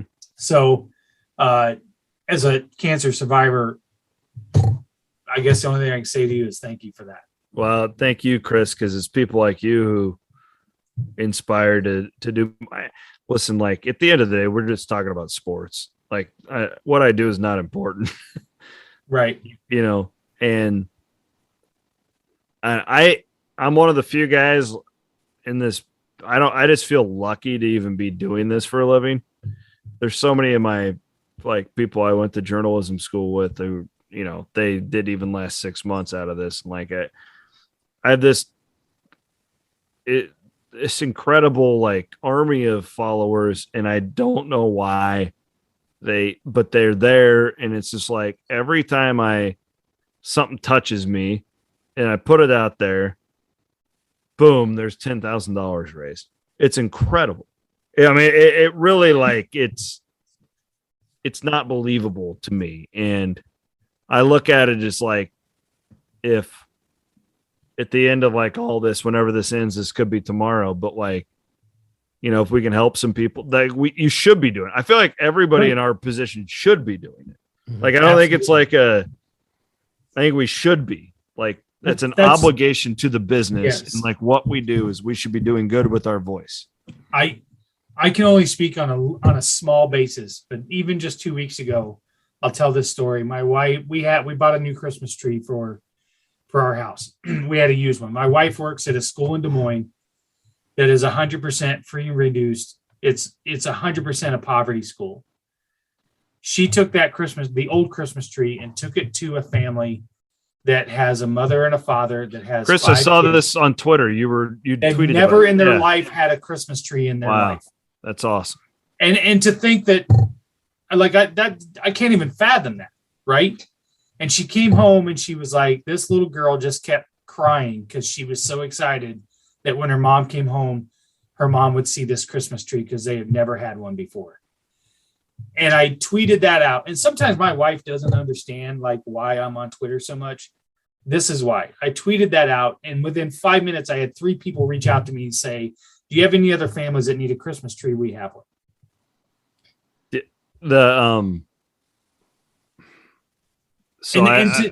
It's just very hard to concept. Yeah. Like I remember sitting there that night and telling my wife, I'm almost obsessed now. I want to help every kid in that apartment complex. I get it. And when you see it firsthand, it changes things. So like we started doing this deal with St. Baldrick's, which raises money for children's cancer research, because my neighbor Ava, who died at the age of 11, we buried her on the day Iowa State played at Akron. I remember everything based off of Iowa State football. It's awful, but I'll never forget that day. It was one of the worst days of my life. And we at Cyclone Fanatic did this deal, a fundraiser, and we paid off her bills. Yeah. For her family, who like mom wasn't working and dad's trying to work. But Chris, as you know, like when that C word hits, it's like the anxiety that hits, and the like. I think I have anxiety. Shit. If I had like the C word in my family, like I wouldn't be able to do any of this stuff, you know. And there's so much power when there's a ton of good people who want to do good. There's so much power. And you can do anything with it. And we just need to keep pressing it. And I don't care. Like I said, like at the end of the day, like it was meeting Ava, and she's been such a blessing on me in our family throughout this whole deal. And like, I mean, just her dad, like I said, tonight I was out with a guy drinking a beer before the derecho or whatever you want to call it. Comes in, and that's him. He's one of my best friends. And like it's there's so many people out there in need who are too proud to ask for it, and we got to find those people and help them out. Like that's I don't care about the rest of it. Like, I mean, Iowa State going 7-5. It's like, we're bitching about going 7-5 in football, but like, man, there's a lot worse things. Chris, nobody can say it more than you, man. I mean, you're a survivor. You're an inspiration. Well, I don't know about that. I do know 2 days ago, I was close to deleting my entire Twitter account because a couple guys had really hammered me pretty bad, and I was feeling in a pretty low place. And then after about 5 minutes of that, I was like, you know what? Fuck those guys. Amen. There's too many good people out there to let Absolutely. them. Hey, so. I say that all the time. I hate Twitter. I hate being on it. I don't get on my personal Facebook anymore. I only get on my professional one. But without it, we would like during my time at Cyclone Fanatic, I haven't added that up lately. Last time I did, we were over $250,000 of money we've raised for local charities. Right. Without social media, that 250,000 would be like 20. Yeah. So let's focus on that. Yeah, Chris, had those two guys not got you spun up, you wouldn't have donated to the Bitter Units United That's right. Drink live stream. That was the way for me to get back at him. that. I donated to Tim's charity and then put their there you go. On. So Amen. Yeah, Amen. Kill some darkness with some kindness. That's what I'm doing. So yeah, absolutely. Well, shoot, Chris, thank you so much for killing time with us. Listener, we want to thank you. I say listener. I know. Hi, Bill. We see you. I know. No, I told my nephew I'd give him a shout out as well. He's a junior at Iowa State. He's the guy I met at Cyclone Alley the other night.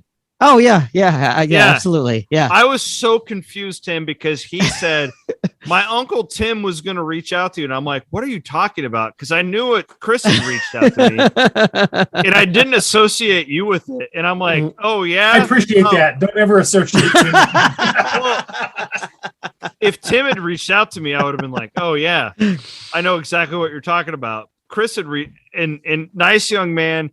He was not very kind to Jordan Bohannon, though. Just kept an eye on him. Pretty sure he dropped a couple F-bombs. Just letting you know. Yeah, no, that's fantastic. No, I know he recently discovered the podcast.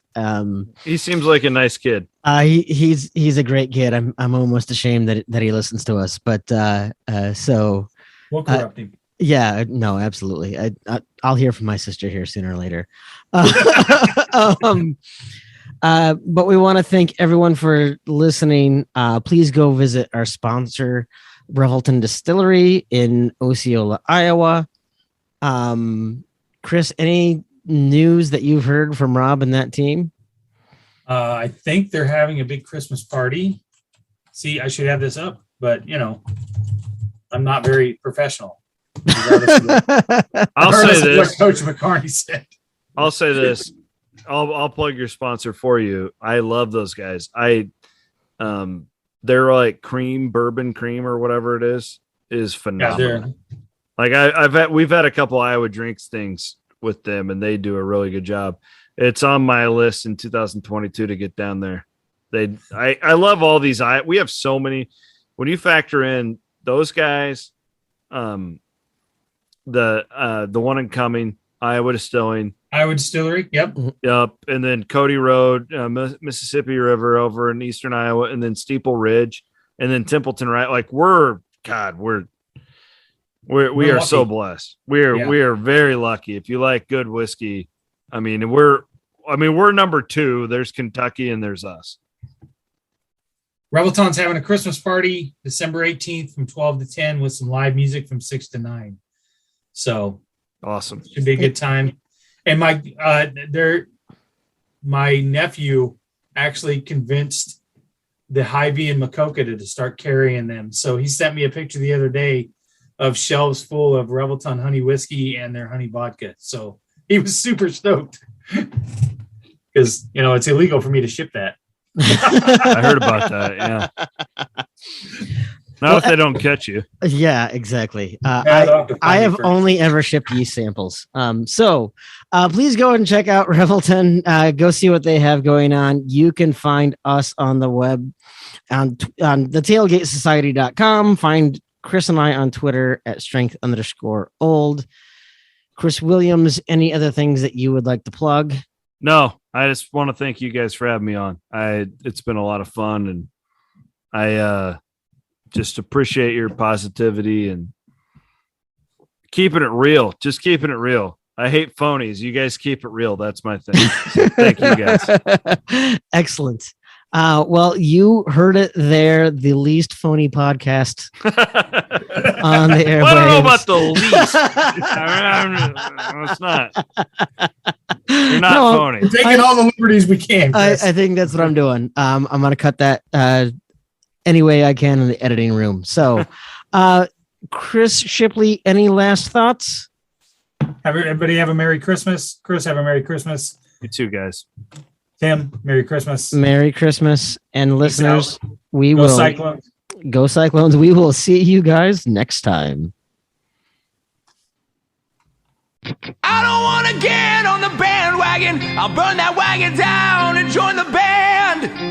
Traveling troubadours, terrorizing street corners just to try to get some supper in our hands.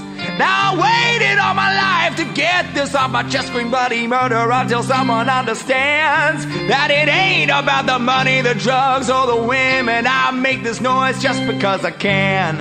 And we'll all join in to that original sin.